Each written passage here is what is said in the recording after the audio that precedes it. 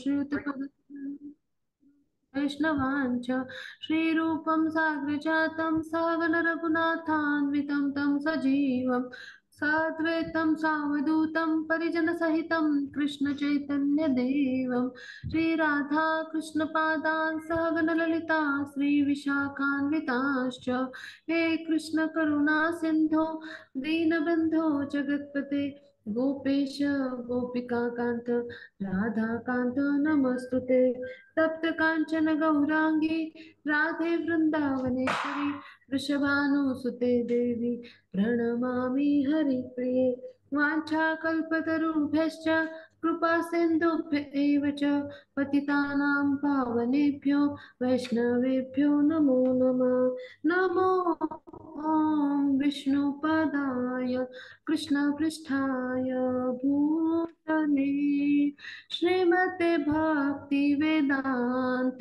स्वामिन् इति नामिने नमस्ते सरस्वती देवे गौरवाणी प्रचारिणे निर्विशेष शून्यवादी पाश्चात्य देशतारिणे जय श्री कृष्ण चैतन्य प्रभु नित्यानंद श्री अद्वैत गदाधर श्रीवासादि गौर भक्तवृंद हरे कृष्णा कृष्ण कृष्ण हरे हरे हरे राम राम राम हरे हरे हरे कृष्ण कृष्ण कृष्ण हरे हरे हरे राम राम राम हरे हरे। श्री चैतन्य महाप्रभु की जय हो। श्रीमद् भागवतम की जय हो। श्रील प्रभुपाद की जय हो। गुरु महाराज की जय हो। हरे कृष्णा। पण आपल्या सर्वांचं आपला जो भक्ती सदाचार आपला क्लास आहे तर त्यासाठी सर्वांचं मी इस्कॉन मँगलोरच्या वतीने हार्दिक हार्दिक स्वागत करते। आता आपण आपला जो भागवत स्तुती हा जो अभ्यासक्रम जो आपला आहे भक्ती सदाचार वर्गाचा तर त्यामध्ये आपलं चौथं मॉड्यूल सुरू आहे आणि त्यामधले भागवत स्तुती आपण वेगवेगळ्या अभ्यासतो आहोत। मग आता आपण अर्जुनांची जी स्तुती आहे कृष्णांची त्यांनी जी स्तुती केली अर्जुनाने तर ती अभ्यासणार आहोत। त्यानंतर कुंती माता यांची स्तुती अभ्यासणार आहोत। अशा पद्धतीने वेगवेगळ्या स्तुती आपण अभ्यासणार आहोत। मागच्या वेळेला आपण व्यास मुनींची स्तुती अभ्यासली होती तर अशा स्तुतींचा अभ्यास आपण करणार आहोत। आता आपण आपल्याच्या अभ्यासाकडे वळूया। हरे कृष्ण।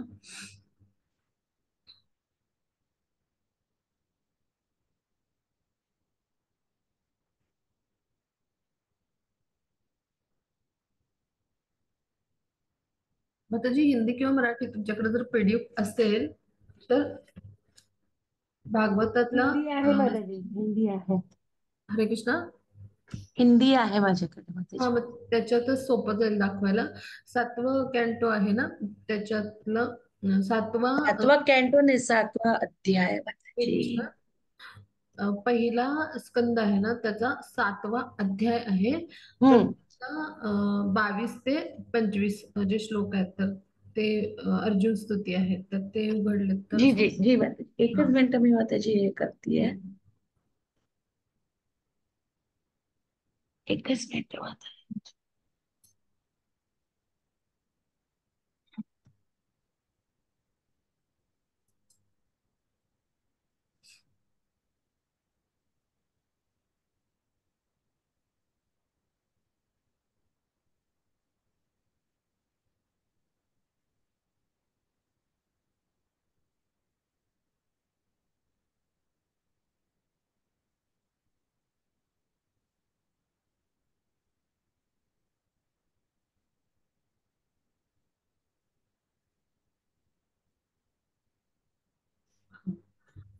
श्लोक आपल्याला मिळाला तरी बस आहे बाकी हो म्हणजे माताजी, करतेच आहे, तेच करते माताजी.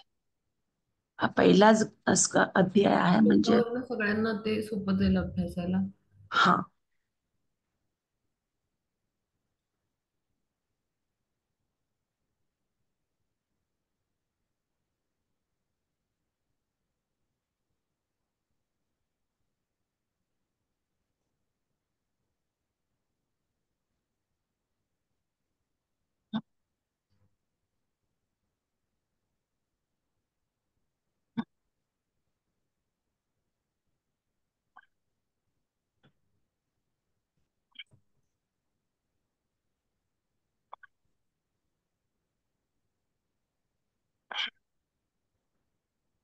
तोपर्यंत आपण थोडीशी पार्श्वभूमी अभ्यासूया.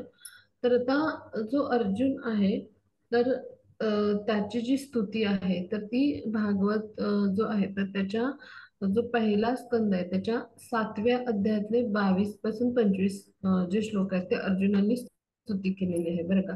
मग आता ही जी स्तुती आहे तर ही अर्जुन जे आहे तर ती स्तुती कशी करतायत पहा तर इथे ही स्तुती करण्यापूर्वी म्हणजे थोडीशी पार्श्वभूमी आपण समजून घेऊया की आता द्रोणपुत्र जो आहे अश्वत्थामा, तर त्यांनी काय केलेलं आहे की त्यांनी ब्रह्मास्त्र जे आहे ते सोडलेलं आहे.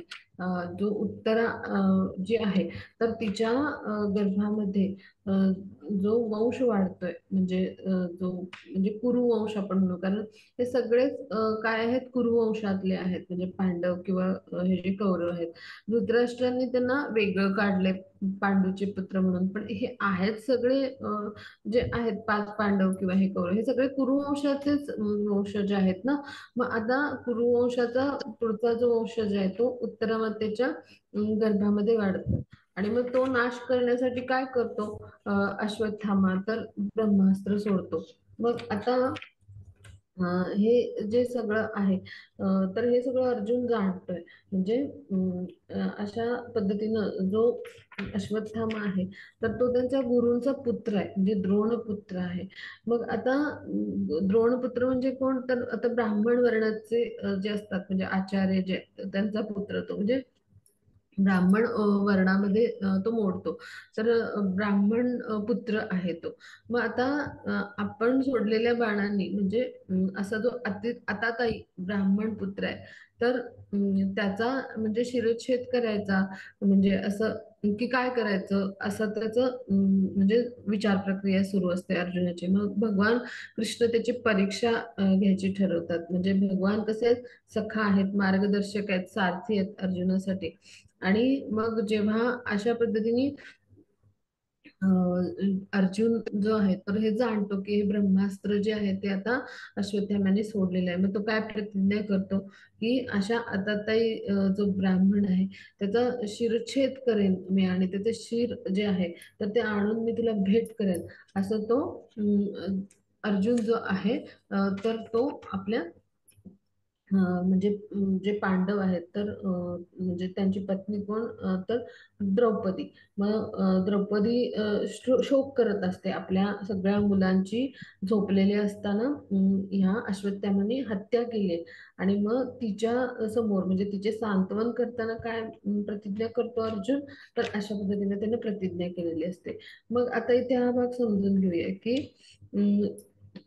आता आपल्याला भेटण्यासाठी दूर अंतरावरून येणारा अर्जुन पाहून म्हणजे जो अश्वत्थामा असतो तो काय होतो, घाबरतो भयाने, म्हणजे असा तो रथातून पळायला लागतो. मग आता ही सगळी पार्श्वभूमी आहे. मग आता जेव्हा त्याचे घोडे थकून जातात तेव्हा म्हणजे तो जो अश्वत्थामा आहे तो रथ रथ त्याचा जो आहे तर त्याच्या माध्यमातून तो भयाने पळत असतो. मग त्या रथाचे घोडे ते थकून जातात असं जेव्हा त्याला कळतं, त्या ब्राह्मण पुत्र म्हणजे कोण अश्वत्थामाला कळतं, तेव्हा तो काय करतो, आता आपल्याला जीव आपला वाचवायचा आहे असं त्याला वाटतं. म्हणजे आता संरक्षण ब्रह्मास्त्राचा वापर केल्या विना म्हणजे आता संरक्षणाचा दुसरा कुठला उपाय नाही. आणि मग अशा वेळेला त्याला वाटायला लागतं की ब्रह्मास्त्राचा उपाय करू, म्हणजे केवळ आणीबाणीच्या प्रसंगी जेव्हा दुसरा कुठलाच उपाय नसतो तेव्हा ब्रह्मास्त्राचा उपयोग केला जातो. मग आता द्रोणाचार्यांचा पुत्र हा खरं तर गुणसंपन्न ब्राह्मण नव्हता, म्हणजे त्याला म्हणायचं द्विजात्मज. म्हणजे काय की जे जन्माने ब्राह्मण वर्णात ज्यांना जन्म मिळतो पण त्यांच्यामध्ये जर ब्राह्मण वर्णाचे गुण नसतील तर त्यांना द्विजबंधू म्हणतात, किंवा आता द्विजांचा मुलगा म्हणजे द्विजात्मज असं म्हटलं त्याला. म्हणजे बुद्धिमान मनुष्य की जो म्हणजे जे काही शास्त्रसंमत आचरण आहे तर ते करतो आणि ज्ञानदानाचं कार्य करतो.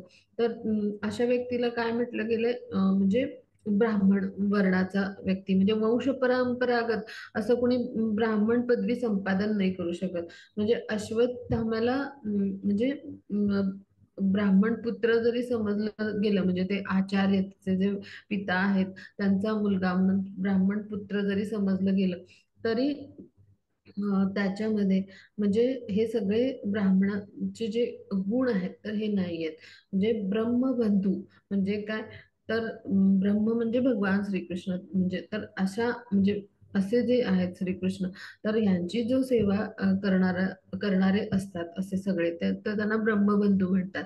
म्हणजे ब्राह्मण म्हणजे, तर गुणाने जो ब्राह्मण नाही असा जो आहे म्हणजे ब्राह्मणाचा पुत्र, तर तो जेव्हा गुणांनी ब्राह्मण वर्णाची योग्यता प्राप्त करता येईल तर करतो, तर तेव्हाच त्याला आपण ब्राह्मण म्हणू शकतो. मग आता अश्वत्थाम्याचा हा निर्णय त्यामुळं अपरिपक्व होता, चुकीचा होता.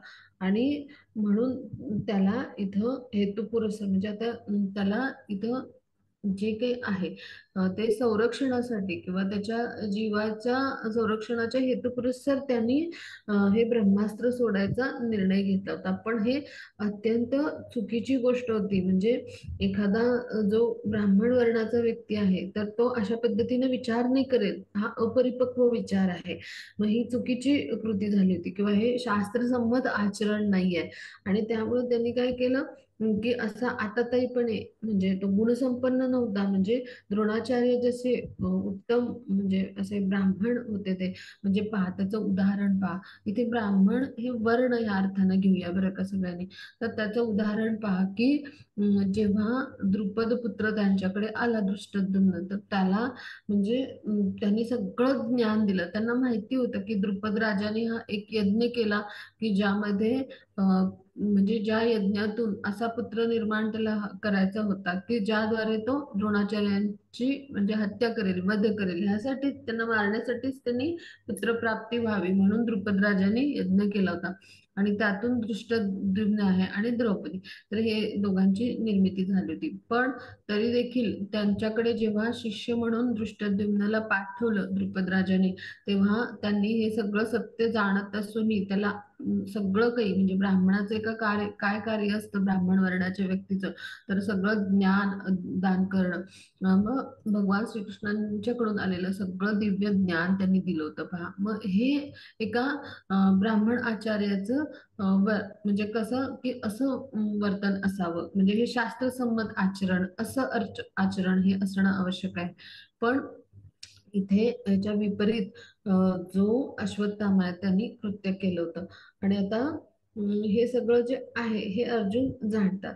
मग आता जसं जीवन संकटात आल्यामुळं त्यांनी काय केलं होतं, म्हणजे त्याचं जीवन संकटात आल्यामुळं त्यानं जलस्पर्श करून म्हणजे आपण आचमन करतो तसं जलस्पर्श करून त्यांनी पवित्र स्वतःला आधी केलं. म्हणजे ब्रह्मास्त्र सोडण्याचा तो विधी आहे. म्हणजे स्वतःला आचमन करून त्यांनी पवित्र केलं आणि मग ब्रह्मास्त्र सोडण्यासाठी मन एकाग्र केलं एकदम आणि मंत्रोच्चारण केलं. आणि मग आता त्यांनी ब्रह्मास्त्र सोडलं खरं होतं, पण त्याला ते आवरायचं कसं म्हणजे ते माहिती नव्हतं. म्हणजे त्यांनी ते कसं म्हणजे सोडायचं किंवा ते कसं म्हणजे ते एखाद्यावर ते कशा पद्धतीने म्हणजे ते सोडायचं आणि कार्यान्वित करायचं, तर ही क्रिया त्यांनी जाणली होती. पण त्याला कसं थांबवायचं किंवा आवरायचं हे त्याला माहिती नव्हतं. मग आता इथे आपण समजून घेऊया की त्यावेळेला काय झालं, सगळ्या दिशांना असं प्रचंड तेज पसरलं, अतिशय तीव्र असं तेज होतं. आणि त्यामुळं अर्जुनाला वाटलं की आता प्राण संकटच उपस्थित झालंय. आणि मग त्यांनी काय केलं, म्हणजे ही सगळी परिस्थिती जेव्हा अर्जुनांनी पाहिली, तेव्हा अर्जुनांनी भगवान श्रीकृष्णांना प्रार्थना करायला सुरुवात केली. कारण अर्जुन जो आहे तो भगवान श्रीकृष्णांचा भक्त आहे निस्सीम असा, भगवान श्रीकृष्णांचा सखा आहे, तो उत्तम शिष्य आहे. मग असा जो भक्त असतो तेव्हा तो जेव्हा संकट पाहतो किंवा कुठली गोष्ट पाहतो तेव्हा तो आपल्या स्वामींना काय करतो, त्यांचा धावा करतो, त्यांना हाक मारतो किंवा असे आपले जे स्वामी आहेत भगवान श्रीकृष्ण त्यांना प्रार्थना करतो. मग अर्जुनाने आता म्हणजे ती प्रार्थना जी आहे तर ती करायला सुरुवात केली आहे पहा. आता अर्जुन काय म्हणतोय तर ते आपण ह्या 5 श्लोकांच्या माध्यमातून शिकणार आहोत. हा माताजी हा श्लोक वाचूया.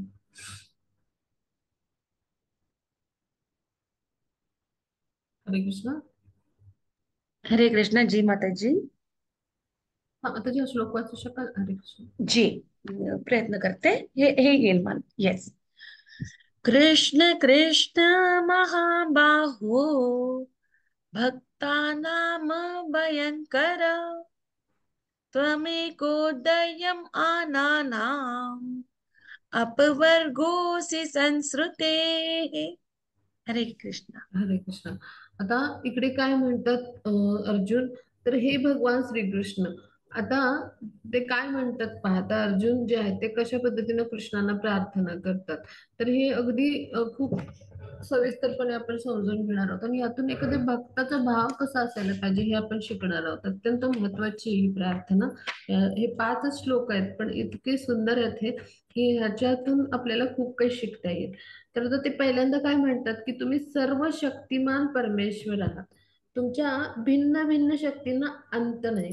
तुम्ही एक आपल्या तुम्हीच म्हणजे एक असे आपल्या भक्ताच्या हृदयात काय करतात, तर अभयाची भावना म्हणजे काय, की भगवान जे आहेत तर त्यांच्याविषयी भक्ताच्या हृदयात अभयाची भावना स्थिर ठेवतात. भगवान म्हणजे काय करतात किंवा ते ठेवण्यासाठी समर्थ आहेत म्हणजे काय, तर भक्ताला हे वाटतं, जाणवतं दृढ श्रद्धेने आणि विश्वासापोटी, की भगवान माझं कुठल्याही परिस्थितीत संरक्षण करणार आहेत आणि भगवानच मला जे काही आहे ते मदत करणार आहेत प्रत्येक प्रसंगामध्ये. मग अशी जी भक्ताच्या हृदयामध्ये भावना असते त्याला म्हणायचं अभयाची भावना. मग अशी अभयाची भावना स्थिर ठेवण्यात समर्थ असलेले कोण आहेत, एकमेव भगवान श्रीकृष्ण. मग आता भौतिक दुःख जे आहे आपल्या जीवनात त्याला दावाग्नी म्हटले, म्हणजे असा जो वणवा पेटतो. तर त्यामुळं काय होतं, असे जे दग्ध झालेले भक्त असतात तर त्यांना मुक्तीचा मार्ग देणारे कोण आहेत, म्हणजे भगवानच आहेत. भगवान यांच्या कृपेमुळेच मार्ग मिळतो. आता कुरुक्षेत्राच्या युद्धात भगवान श्रीकृष्ण आणि अर्जुन दोघही अगदी एकत्रच होते ते, हो की नाही. आणि मग आता भगवान श्रीकृष्णांच्या दिव्य जे गुण आहेत तर ते सगळे अर्जुन जाणतात. आणि अर्जुन जे आहे तर ते अगदी अधिकाऱ्याने, एक भक्त या अधिकाऱ्याने, सखा या अधिकाऱ्याने ते कशा पद्धतीने प्रार्थना करतात पहा, की श्रीकृष्ण तुम्ही सर्व शक्तिमान आहात आणि तुम्ही तर हृदयातल्या म्हणजे जे काही भक्तांचं हृदय आहे त्या सगळ्या अभयाचं कारण म्हणजे तुम्ही आहात. म्हणजे भगवान संरक्षणासाठी सदैव माझ्यासाठी आहेत या भावनेने भगवत भक्त कसे असतात, सदैव भयरहित असतात पहा. मग हे जे आहे हे अर्जुन अगदी अधिकाराने म्हणतात. आणि मग आता भौतिक अस्तित्व म्हणजे जे आहे आपलं, म्हणजे आपल्याला जे भौतिक शरीर मिळालंय तर ते कसं आहे त्याचं वर्णन, म्हणजे आपण या भौतिक प्रकृतीमध्ये येतो एक शरीर घेऊन, तर त्याचं वर्णन अर्जुन कसं करतात, एखाद्या वनात म्हणजे जे वन आहे तर तिथं एखादा म्हणजे दावाग्नी कसा लागतो, म्हणजेच काय, वणवा कसा पेटतो. दावाग्नी म्हणजे वणवा. तर वणवा कसा पेटतो, तर त्यासारखं आपलं भौतिक जीवन आहे. म्हणजे तिथं सतत समस्या आहेत आणि त्या वणव्यामध्ये आपण आवश्यकता नसताना, इच्छा नसताना ओढले जातो पहा. आणि अशा रीतीनं काय होतं, आपण सतत समस्या आणि संकटांनी ग्रासलेले असतो, असं आपलं भौतिक अस्तित्व आहे जीवात्म्याचं. मग हे सगळं अर्जुन जे आहेत तर ते सांगतायत. मग आता हे सगळं ते का बरं सांगतायत, काय बरं आवश्यकता आहे, तर हे समजून घेऊया. आता एवढं असं भयंकर ब्रह्मास्त्र सोडलंय अश्वत्थामानी, आणि मग आता अर्जुन त्या ब्रह्मास्त्राविषयी पण जाणतात, त्याचं गांभीर्य पण जाणतात त्या अस्त्राचं. आणि त्याचबरोबर कृष्णांना ते शरण जाऊन प्रार्थना काय करतात, की तुम्हीच सर्व शक्तिमान आहात. म्हणजे काय, आता ह्याच्यावर मार्ग कोण देऊ शकतील, तर भगवान श्रीकृष्णच. म्हणजे त्यांच्या शक्ती ज्या आहेत त्या कशा आहेत, म्हणजे भिन्न भिन्न शक्ती आहेत त्यांच्या, त्याला सीमाच नाही आहे त्यांच्या शक्तींना अंतच नाही, अशा शक्ती आहेत. आणि अशा पद्धतीने तुम्ही भक्तांच्या हृदयातल्या अभयाचं कारण आहात. म्हणजे भगवान जे आहेत तर त्यांना अर्जुन असं का सांगतात तुम्ही अभयाचे कारण आहे, म्हणजे काय की ज्या वेळेला भक्त संकटात असतात त्यावेळेला भगवान स्वतः म्हणजे त्यांना सगळं काही संरक्षण पुरवणार आहेत अशा विचारांनी, म्हणजे आणि अशा दृढ श्रद्धेने आणि विश्वासाने, म्हणजे अगदी ठाम विश्वासाने भगवत भक्त जे असतात ते भयरहित असतात पहा. आणि हाच खऱ्या भक्ताचा भाव असला पाहिजे पहा. जसं प्रल्हाद महाराज जे होते तर त्यांनी सगळ्या संकटामध्ये अत्यंत शांतपणे काय केलं, तर विष्णूंच्या नामाचा जप केला, अगदी भयरहित राहिले प्रत्येक वेळी. म्हणजे त्यांनी काय भाव ठेवला, की भगवान जे आहेत तर ते आपल्यासाठी सदैव आहेत, आपल्या रक्षणार्थ, असा भक्ताचा भाव असतो पहा. किंवा गजेंद्र जे आहेत तर त्यांनी आर्ततेने हाक मारली भगवान श्रीकृष्णांना.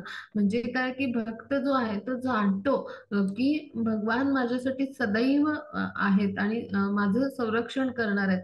आणि त्यामुळं भगवत भक्त कसे असतात, तर सदैव ते भयरहित असतात पहा. मग हे खऱ्या भक्ताचे गुण आहेत. म्हणजे अशा पद्धतीनं सदैव आपण ठाम श्रद्धेने किंवा दृढ श्रद्धेने आणि अशा म्हणजे कुठल्याही मनात किंतु परंतु न बाळगता भगवान यांच्याविषयीच्या अनन्य भक्ती आपण म्हणतो, किंवा असा दृढ विश्वास आपण, तर अशा विश्वासाने आपण भगवान श्रीकृष्ण जे आहेत तर त्यांचे सेवेमध्ये आपण समर्पित असलं पाहिजे.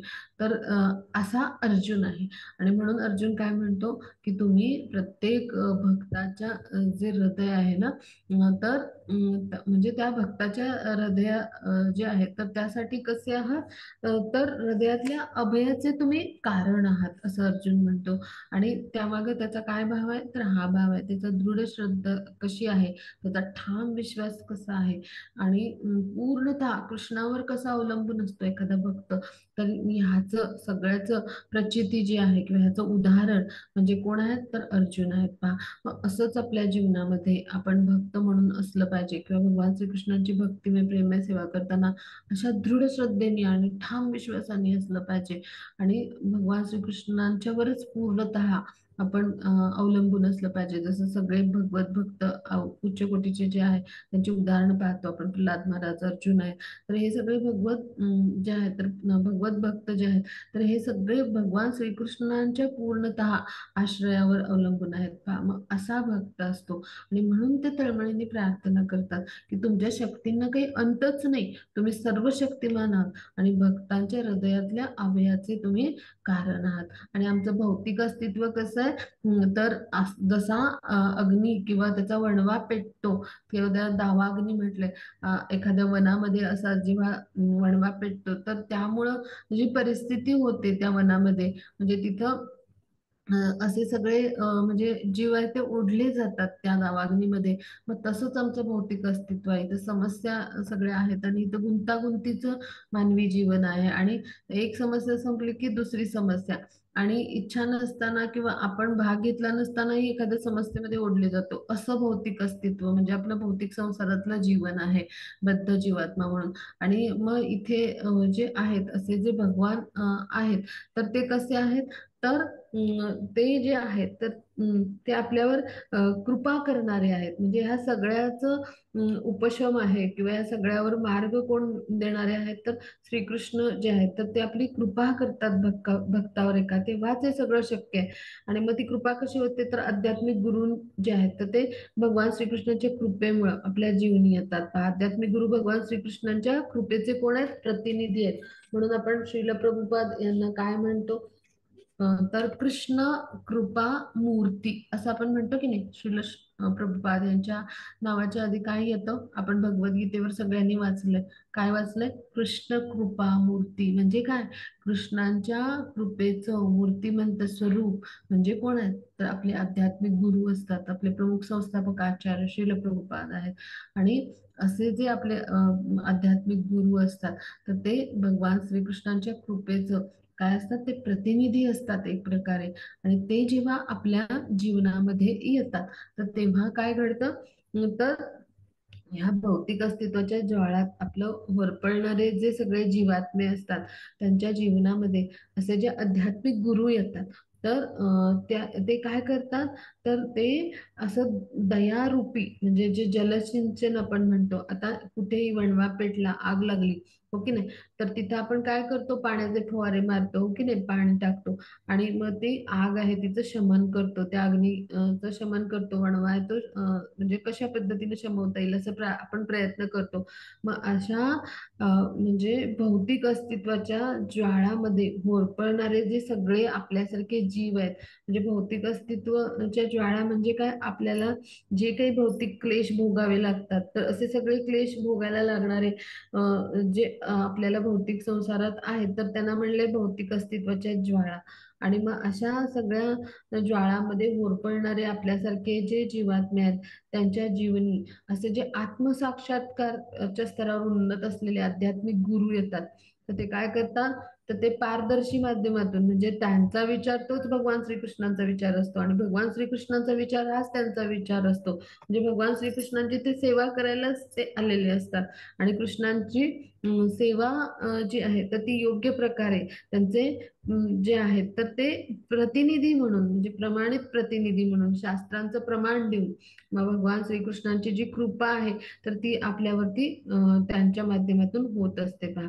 मग आता ते अशा पद्धतीने पारदर्शक माध्यमातून, म्हणजे ते भगवान श्रीकृष्णांचे जे विचार आहेत ते जसेच्या तसे आपल्याला सांगतात, म्हणून ते पारदर्शी माध्यमातून काय करतात, तर भगवान जे आहेत तर त्यांचं, म्हणजे त्यांची जी करुणा आहे, दया आहे, म्हणजे भगवान जशी एखाद्यावर करतील, तर असं दयारूपी करुणारूपी जलसिंचन करून काय करतात, आपले संरक्षण करतात. म्हणजेच काय, आपल्यावर प्रेमाचा वर्षाव करतात, करुणेचा वर्षाव करतात, दयेचा वर्षाव करतात.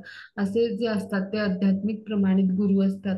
आणि ते काय करतात, ह्याद्वारे, त्यांच्या दयेद्वारे, प्रेमाद्वारे, आपली पात्रता देखील नसताना ते आपल्याला शिष्य म्हणून स्वीकारतात, आपला उद्धार करतात. मग ही त्यांची काय असते, तर दयाच असते. म्हणजे अशी अहेतुकी कृपा आपण म्हणतो तशी जी असते ती कृष्णांच्या माध्यमातून म्हणजे ते आपल्यावर करत असतात. अशी कॉजलेस मर्सी आपण ज्याला म्हणतो इंग्लिशमध्ये, तर अशी कृपा आपल्यावर जे आहेत तर ते आपले गुरु करत असतात. ते स्वीकारतात आपल्याला कृष्णांच्या वतीने, आणि काय करतात, आपल्या जीवनाचा उद्धार करतात. आणि असे जे गुरु आहेत ते आपल्यावर खूप दया करतात, खूप कृपा, म्हणजे खूप प्रेमळ असतात. आपले गुरु महाराज पहा कसे प्रेमळ आहेत. जर सगळ्यांनी त्यांचे लेक्चर्स ऐकायचा प्रयत्न केला तर तुम्हाला लक्षात येईल, इतकं प्रेम आहे त्यांच्या वाणीमध्ये, त्यांच्या दृष्टीमध्ये, त्यांच्या नेत्रकटाक्षामध्ये, की जो कोणी त्यांना भेटतो, पाहतो, तो म्हणजे पूर्णतः त्यांना शरण जातो. मग असेच भगवान श्रीकृष्ण आहेत. हे कृष्ण करुणा सिंधू म्हणतो आपण, करुणेचा सागर असलेले भगवान कृष्ण आहेत. आणि त्यांच्या कृपेची, म्हणजे प्रत्यक्ष मूर्ती, म्हणजे त्यांच्या कृपे जी आहे त्यांची, तर त्या कृपेचा वर्षाव करणारे, ते त्यांची जी दया आहे, म्हणजे भगवान श्रीकृष्णांच्या हृदयाची दया आहे, जी करुणा आहे, तर त्या करुणेचा वर्षाव करणारे असे प्रतिनिधी म्हणजे कोण आहेत, तर गुरु आहेत. ते आपल्याला स्वीकारतात. आणि ते जेव्हा स्वीकारतात तेव्हा ते एक प्रकारे काय करत असतात, आपल्या जीवनामधला जो दावाग्नी आहे आणि जो असा वणवा पेटलाय तर त्याच्यावर जलसिंचन करत असतात.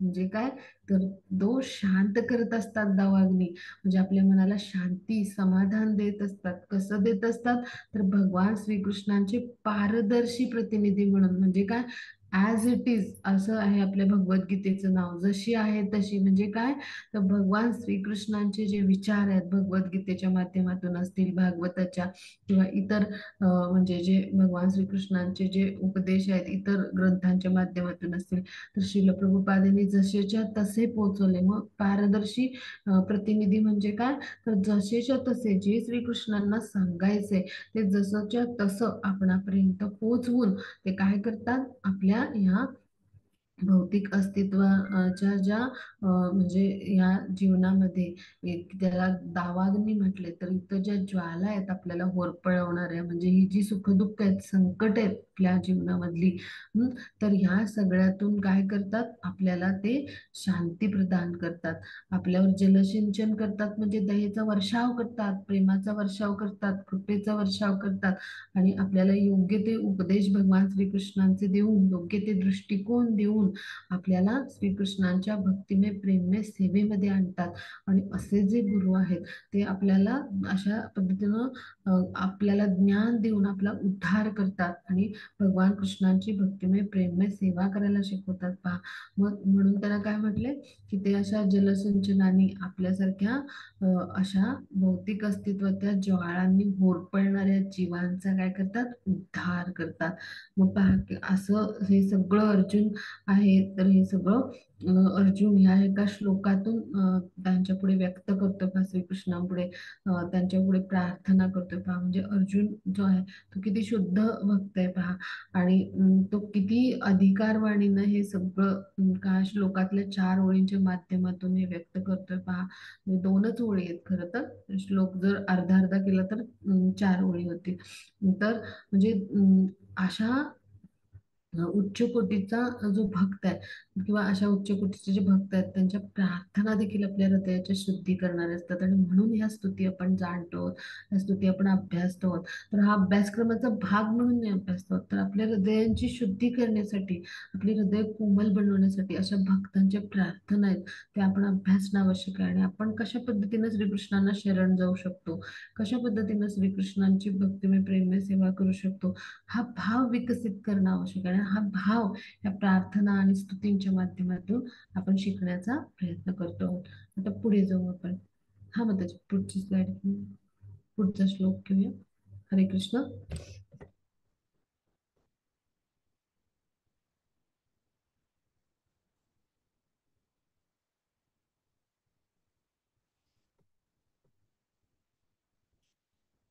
मग ते जेव्हा वाचू शकाल, हरे येस कृष्ण. माताजी, हा. वाचते. हा. त्वमद्य पुरुष साक्षात् ईश्वर प्रकृते परः माया व्युदस्य चिञ्चक्त्या कैवल्ये कैवल्ये स्थितम् आत्मनि. हरे कृष्ण. कृष्ण. आता असे जे गुरु असतात, आध्यात्मिक गुरु, ते काय करतात आपल्या शब्दांद्वारे, म्हणजे आपलं जे दृष्टिकोन आहेत म्हणजे जे शास्त्रांचे दृष्टिकोन आहेत, तर त्याद्वारे ते काय करतात आपल्या हृदयात प्रवेश करतात आणि आपल्याला दिव्य ज्ञान देतात पहा. आणि आपल्या भौतिक अस्तित्वाचं हे जे दावाग्नी आहे, ह्याचं शमन करतात. तर हे गुरूंचं कार्य असतं पहा. म्हणजे कृष्ण जे आहेत तर त्यांचं कार्य जसंच्या तसं ते पारदर्शी पद्धतीने पुढे नेतात पहा. मग आता इथे आता जे दुसरा श्लोक आहे म्हणजे 23वा, तर इथे आता शक्ती भगवान श्रीकृष्णांच्या कशा आहेत आणि भगवान कसे सर्व शक्तिमान आहेत हे पहिल्या श्लोकात आपण अभ्यासलं. आणि मग त्यांच्या शक्तीचं म्हणजे प्रकटीकरण अनेक माध्यमातून होत आहे, पण त्यापैकीच आध्यात्मिक गुरु आहेत तर त्यांच्या माध्यमातून ते कशा पद्धतीनं आपल्यासारख्या जीवांचा उद्धार करतात भगवान कृष्ण, हे आपण अभ्यासलं. आता हा दुसरा श्लोक आहे, तर इथे आता भगवान श्रीकृष्ण आहेत तर त्यांचं परमपुरुषत्व म्हणजे आदिपुरुष भगवान आहेत, तर ते कसे परमश्रेष्ठ आहेत. तर ही स्तुती आता अर्जुन करतोय का. आता ही स्तुती का करतोय अर्जुन हे आपण समजून घेऊया. तर अर्जुन हे जाणतोय भक्त म्हणून, म्हणजे त्याला पूर्ण ज्ञात आहे की भगवान हेच काय आहेत, तर परमश्रेष्ठ अशी व्यक्ती आहेत, सर्वश्रेष्ठ असे आहेत, सर्वोच्च अधिकारी आहेत सगळ्या अर्थानं म्हणजे. आणि असे सर्वोच्च नियंत्रक, परम नियंता, असं सगळं जे आहे ते भगवान श्रीकृष्ण आहेत. म्हणजे सर्वशक्तिमान जरी आहेत भगवान, तरी भगवान कसे आहेत, सर्वोच्च नियंत्रक किंवा परम श्रेष्ठ असे भगवान आहेत. आणि म्हणून तो कशा पद्धतीनं भगवान श्रीकृष्णांना आळवतो की तुम्ही आदिपुरुष आहात, तुम्ही सगळ्या सृष्टीत आपला विस्तार केलाय आणि तुम्ही काय केले, भौतिक शक्तींच्या पलीकडे तुम्ही असे आहात. आणि स्वतःच्या अंतरंग शक्तीच्या सामर्थ्याने तुम्ही भौतिक शक्तीचे परिणाम दूर करून टाकलेत आणि तुम्ही शाश्वतरित्या दिव्य ज्ञान आणि आनंदात स्थितात. आता हे सगळं का म्हणतोय अर्जुन की तुम्ही भौतिक शक्तीच्या पलीकडे आहे? तर भगवान असे जे आहेत ते कसे आहेत? पूर्णतः आध्यात्मिक सच्चिदानंद. भौतिक प्रकृतीमध्ये भगवान काही गुंतून पडत नाहीत, ती निर्माण करतात प्रकृती पण ते त्याच्यामध्ये आसक्त नसतात, त्याच्या पलीकडे भगवान असतात. आणि त्या कुठल्याही भौतिक प्रकृतीच्या 3 गुणांनी भगवान बद्धही होत नाहीत. उलट त्या 3 गुणांची जी मायाशक्ती नियंत्रण करत असते तिचे ते स्वामी आहे. मग आता स्वतःची अंतरंग शक्ती म्हणजे काय, तर आध्यात्मिक शक्ती. तर त्या शक्तीचं सामर्थ्य इतकं आहे भगवान श्रीकृष्णांच्या की भौतिक शक्तीचे परिणाम त्यांनी दूर करून टाकले जातात. आता भौतिक शक्तीचा परिणाम म्हणजे काय, तर आता हे अस्त्र जे आहे, अशी अनेक अस्त्र आहे ह्या भौतिक शक्तीच आहेत, कारण ही कशी आहेत, महातत्वांपासून बनलेली ही वेगवेगळी अस्त्र आहेत. म्हणजे अग्निअस्त्र आहे किंवा जलास्त्र आहे, तसं ते म्हणजे अशी वेगवेगळी अस्त्र आहे. आणि ह्यांची निर्मिती काय आहे, तर वेगवेगळ्या पंचमहाभूतांपासून आहे. म्हणजे पूर्वी एका शस्त्राचा दमन करायला दुसऱ्या शस्त्राचा वापर केला जायचा. मग अशा पद्धतीचं ह्या भौतिक जे पंचतत्व आहेत, तर त्यांच्या म्हणजे त्यांच्या आधारावर ही शस्त्रांची निर्मिती केली जायची. मग आता हे जे ब्रह्मास्त्र आहे, तर हे जे आहे, तर हे सुद्धा काय आहे, तर भगवान श्रीकृष्णांचे एक प्रकारे भौतिक शक्तीचा परिणामच आहे तो ब्रह्मास्त्र म्हणजे. म्हणजे नंतर मग असं जे ब्रह्मास्त्र आहे, तर ह्याचा सुद्धा परिणाम अंतरंग शक्ती म्हणजे भगवान श्रीकृष्णाची आध्यात्मिक शक्ती. म्हणजे भगवान श्रीकृष्ण कसे सर्व शक्तिमान आहेत आणि त्याच्या अनेक शक्ती आहेत, त्यापैकी अंतरंग शक्ती म्हणजे त्यांची आध्यात्मिक शक्ती. यांनी काय होईल, तर असे परिणाम दूर करून टाकले जातात भौतिक शक्तीचे. म्हणजेच ह्या ब्रह्मास्त्राचा सुद्धा परिणाम दूर करून टाकला जाईल. म्हणजेच काय, ब्रह्मास्त्रापासून संरक्षण मिळेल या अर्थाने. म्हणजे तो अर्जुन जो आहे, तर तो प्रार्थना करतोय. आणि मग काय म्हणतो, तुम्ही शाश्वतरित्या दिव्य ज्ञान आणि आनंदात स्थितात. म्हणजे दिव्य ज्ञान असं शाश्वतरित्या म्हणजे कायम, म्हणजे तुम्ही आदिपुरुष आहात असे, आणि सतत दिव्य ज्ञानामध्ये तुम्ही स्थित आहात. तर हे सगळं म्हणजे कशामुळे आहे, तर हे सगळं जे दिव्य ज्ञान आहे, तर ते तुमच्याकडूनच आलेलं आहे. आणि हे जे ज्ञान आहे, हे जो म्हणजे त्या ज्ञानामुळं, म्हणजे जे दिव्य ज्ञान आहे, तर हे ज्ञान ग्रहण केल्यामुळं काय होईल, तर एखादा आध्यात्मिक स्तरावर उन्नत होईल. मग असं जे दिव्य ज्ञान आहे आणि तो आनंद, म्हणजे भगवान कसे आहेत, सच्चित आनंद आहेत. मग अशा आनंदात तुम्ही स्थित आहात. म्हणजे परम आनंदाचं ठिकाण काय, तर भगवान. मग आता इथे आपण समजून घेऊया की भगवद्गीतेत आपण अभ्यासलाय जिथे तिथे, की भगवान श्रीकृष्णांच्या चरण कमलांना जो कोणी शरण जातो, तो मनुष्य अज्ञानातून मुक्त होतो. म्हणजे भगवान श्रीकृष्णांना जेव्हा शरण जातो, तेव्हा त्याचं अज्ञान दूर होऊन भगवान त्याला हळूहळू ज्ञानामध्ये स्थित करतात. तो भक्ती मार्गावर दृढ होतो. प्रमाणित आध्यात्मिक गुरु त्याच्या जीवनामध्ये येतात. असं त्याचं सगळी प्रगती होत जाते भक्ती मार्गावर, हे आपण जाणतो. आणि त्याद्वारे तो काय होतो, अज्ञान रूपी अंधकारातून दूर होतो. आणि म्हणजे त्याच्या हृदयातला अज्ञान रूपी अंधकारच दूर होतो. आणि त्याच्या जीवन म्हणजे त्याच्याकडे ज्ञान येतं भगवान श्रीकृष्णांच्या विषयीचं. आणि त्याचं जे जीवन आहे ते उजळून निघतं. मग भगवान कसे आहेत, कृष्णांच्या समान आहेत. म्हणजे जे कृष्ण आहेत भगवान, ते सूर्यांच्या समान आहेत. म्हणजे भौतिक अस्तित्व म्हणजे आपली भौतिक प्रकृतीतलं जीवन कसं आहे जीवात्मा म्हणून, तर अंधारासारखं किंवा अंधकारासारखं आहे. मग तिथं सूर्यप्रकाश येतो म्हणजे सूर्य उगवतो, तेव्हा काय होतं, तो अंधकार नष्ट होतो. मग तसंच आहे अज्ञानयुक्त आपलं हे भौतिक जीवन आहे. आणि यातून बाहेर पडायचा सर्वश्रेष्ठ मार्ग म्हणजे काय, श्रीकृष्ण जे आहेत त्यांना शरण जाणं. म्हणून श्रीकृष्णांना आदिपुरुष त्यांनी का म्हटले अर्जुनानी, तर भगवान जे आहेत, तर त्यांच्या शरीरातून निघणारे किरण ब्रह्मज्योतींच्या स्वरूपात, मग त्याच्यामुळे प्रकाश मिळतो सूर्याला, हो की नाही. म्हणजेच काय, ज्याचं त्याचं कारण कोण आहेत, भगवान आहेत.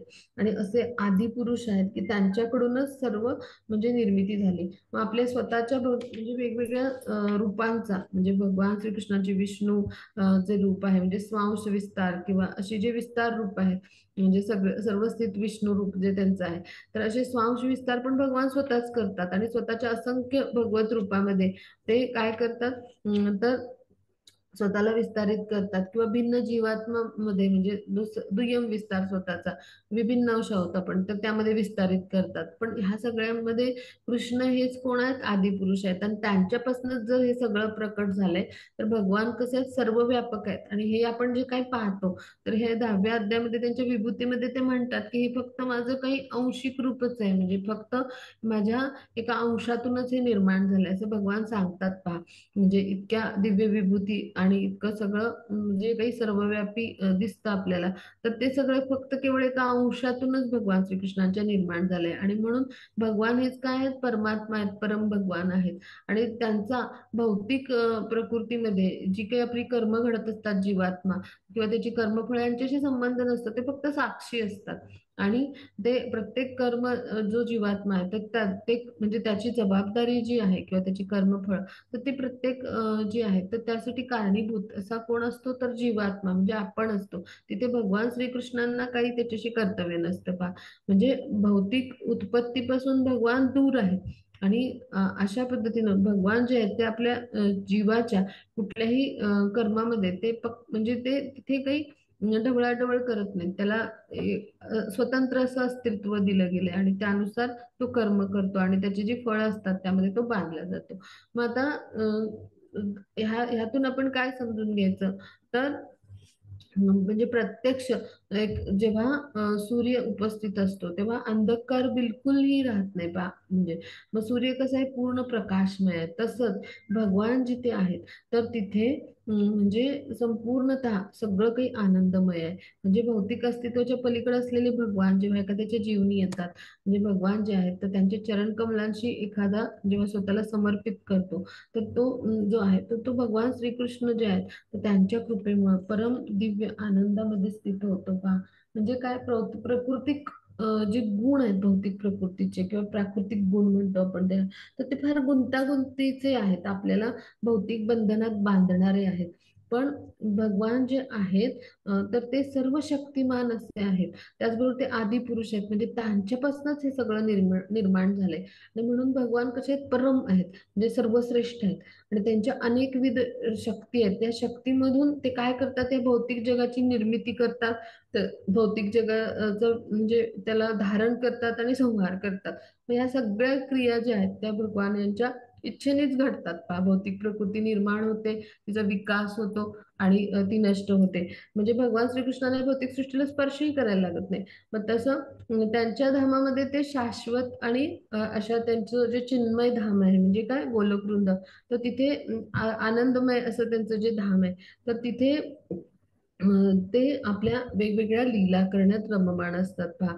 मग असे जे भगवान आहेत तर ते काय करतात, तर ते आपल्या सर्व शक्तींद्वारे सगळ्या गोष्टींचं संचलन करत असतात पहा.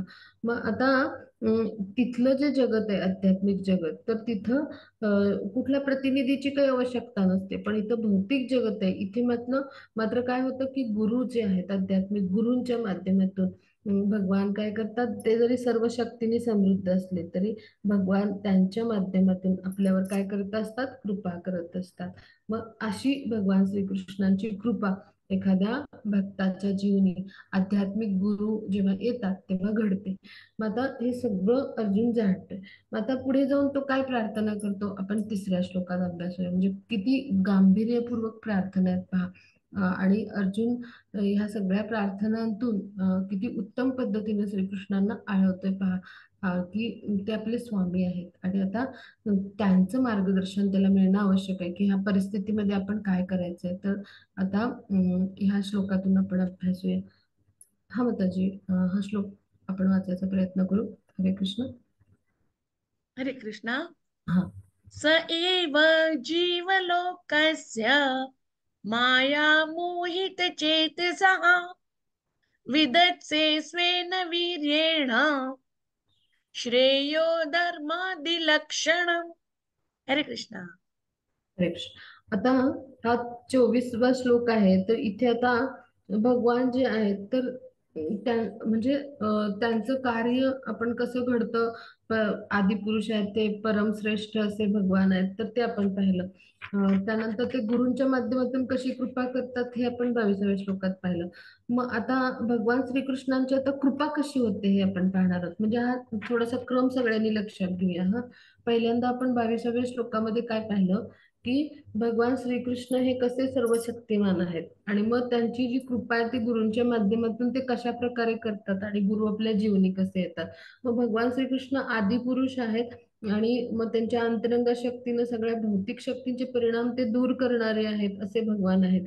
आणि ते कशा पद्धतीनं सर्व म्हणजे गोष्टींची निर्मिती करतात आणि सर्व शक्तिमान आहेत आणि सर्वांचे आदी म्हणजे असे भगवानच आदी कारण किंवा सर्व कारणांचे कारण आहेत असे भगवान आहेत. तर हे आपण पाहिलं. आणि मग असे परमश्रेष्ठ जे भगवान आहेत तर ते कसं आपल्यासाठी कृपावर्षा करण्यासाठी सदैव अ, असतात किंवा सदैव आपल्यासाठी ते कसे कृपाळू दयाळू आहेत. तर हे सगळं आपण ह्या दुसऱ्या श्लोकामध्ये अभ्यासलं की कशा पद्धतीमध्ये सामर्थ्यवान आहेत आणि आदिपुरुष आहेत आणि त्यांनी कसं सगळं निर्माण केलंय.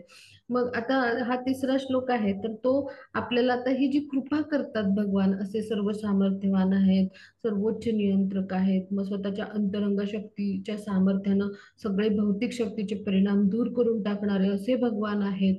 आणि मग ते गुरूंच्या माध्यमातून आपल्यावर कृपा करणारे असे भगवान आहेत. मग आदिकारण आहेत, सर्व शक्तिमान आहेत. मग ते आता कृपा करतात तरी कशी नेमकी, तर हे आपण आता ह्या श्लोकाच्या माध्यमातून अभ्यासणार आहोत. मग आता जरी भगवान हे भौतिक शक्तीच्या पलीकडे आहेत, म्हणजे काय, की भगवान हे भौतिक जगतामध्ये आसक्त नसतात किंवा या भौतिक जगताविषयी त्यांना काय असते, रुची नसते. तर ते उदासीन असतात. आपण हा श्लोक अभ्यासला भगवद्गीतेमध्ये. ते फक्त काय करतात, तर निर्मिती करतात ना भौतिक प्रकृती जी आहे त्याची. पण तिथल्या कुठल्याही गोष्टीमध्ये ते स्वतःला गुंतवून घेत नाहीत.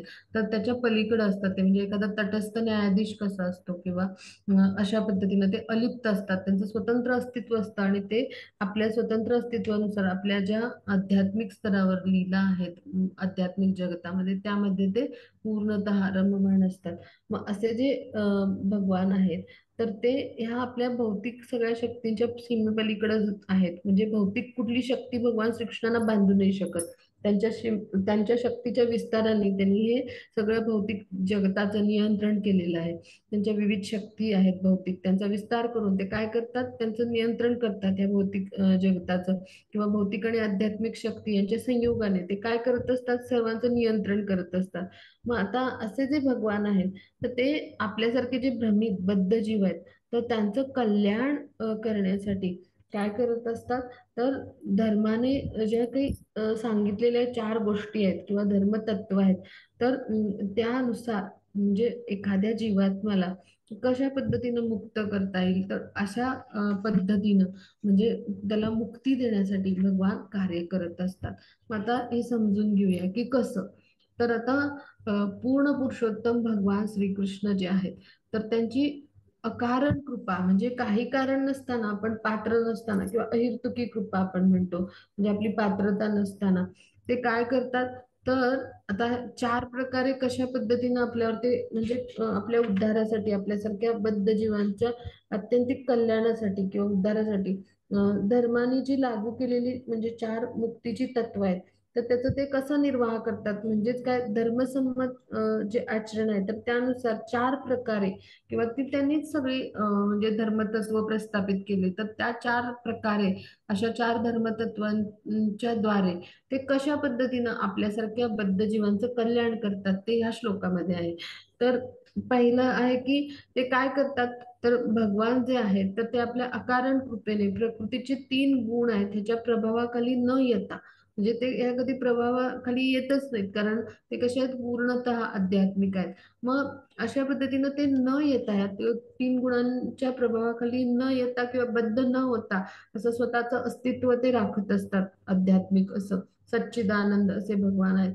मग ते काय करतात, या भौतिक जगामध्ये ते अवतार घेतात, म्हणजे मनुष्य अवतार धारण करून येतात. त्यांचं मनुष्याचं शरीर असतं, पण ते कसे असतात, पूर्णतः आध्यात्मिक असतात. म्हणजे दिसणारं मनुष्याचं शरीर असतं त्यांचं, पण ते भगवान कसे आहेत, प्रत्यक्ष भगवान आहेत. ते त्यांनी घेतलंय मनुष्याचं शरीर. आणि ते येतात अवतार घेऊन, म्हणजे जो भगवत धामातून खाली येतो त्याला म्हणायचं अवतार, म्हणजे खाली जो येतो त्याला अवतार. मग असं अवतार घेऊन ते येतात आपल्यासाठी. हे पहिलं कार्य आपल्या उद्धारासाठी ते करतात. मग आता हे भगवान जे आहेत त्या भौतिक सगळ्या म्हणजे जे अस्तित्वाच्या गोष्टीच्या पलीकडे आहेत आणि शाश्वत आहेत, पण ते मनुष्याच्या अवतारात येतात. म्हणजे मनुष्य अवतार घेऊन येतात, म्हणजे काय, त्याच्यामध्ये मनुष्य सारखं आपल्यासारखं भौतिक शरीर नसतं. हा भाग सगळ्यांनी समजून घेऊया हं. तर त्यांचं शरीर आध्यात्मिकच आहे आणि भगवान पूर्णतः आध्यात्मिकच आहेत. पण ते मनुष्याचं जसं शरीर आहे असं दिसणारं शरीर घेऊन येतात मनुष्याचं. केवळ ते दिस आपल्याला मनुष्य शरीर दिसतं, पण भगवान पूर्णतः आध्यात्मिक आहेत, म्हणून भगवानना छद्म किंवा छद्मी म्हटलं जातं. म्हणजे ते मनुष्यासारखं शरीर घेऊन येतात आणि त्यामुळे सामान्य माणसांना काय वाटतं, भगवान म्हणजे सामान्य मनुष्यासारखेच आहेत आणि म्हणून ते उपहास करतात पहा अल्पबुद्धी लोक. तर ते त्यामुळं होतं, त्यामुळं घडतं अशा सामान्य अल्पबुद्धी जनांकडून. पण भगवानने काय केलं, असं मानुषी म्हटलंय, असं मनुष्य अवतार म्हणजे श्लोकामध्ये उल्लेख आहे. मनुष्याचं शरीर घेतात ते, पण ते मनुष्याप्रमाणे त्यांचं शरीर नसतं, त्यांच्या शरीरात आणि आपल्या शरीरात भेद असतो.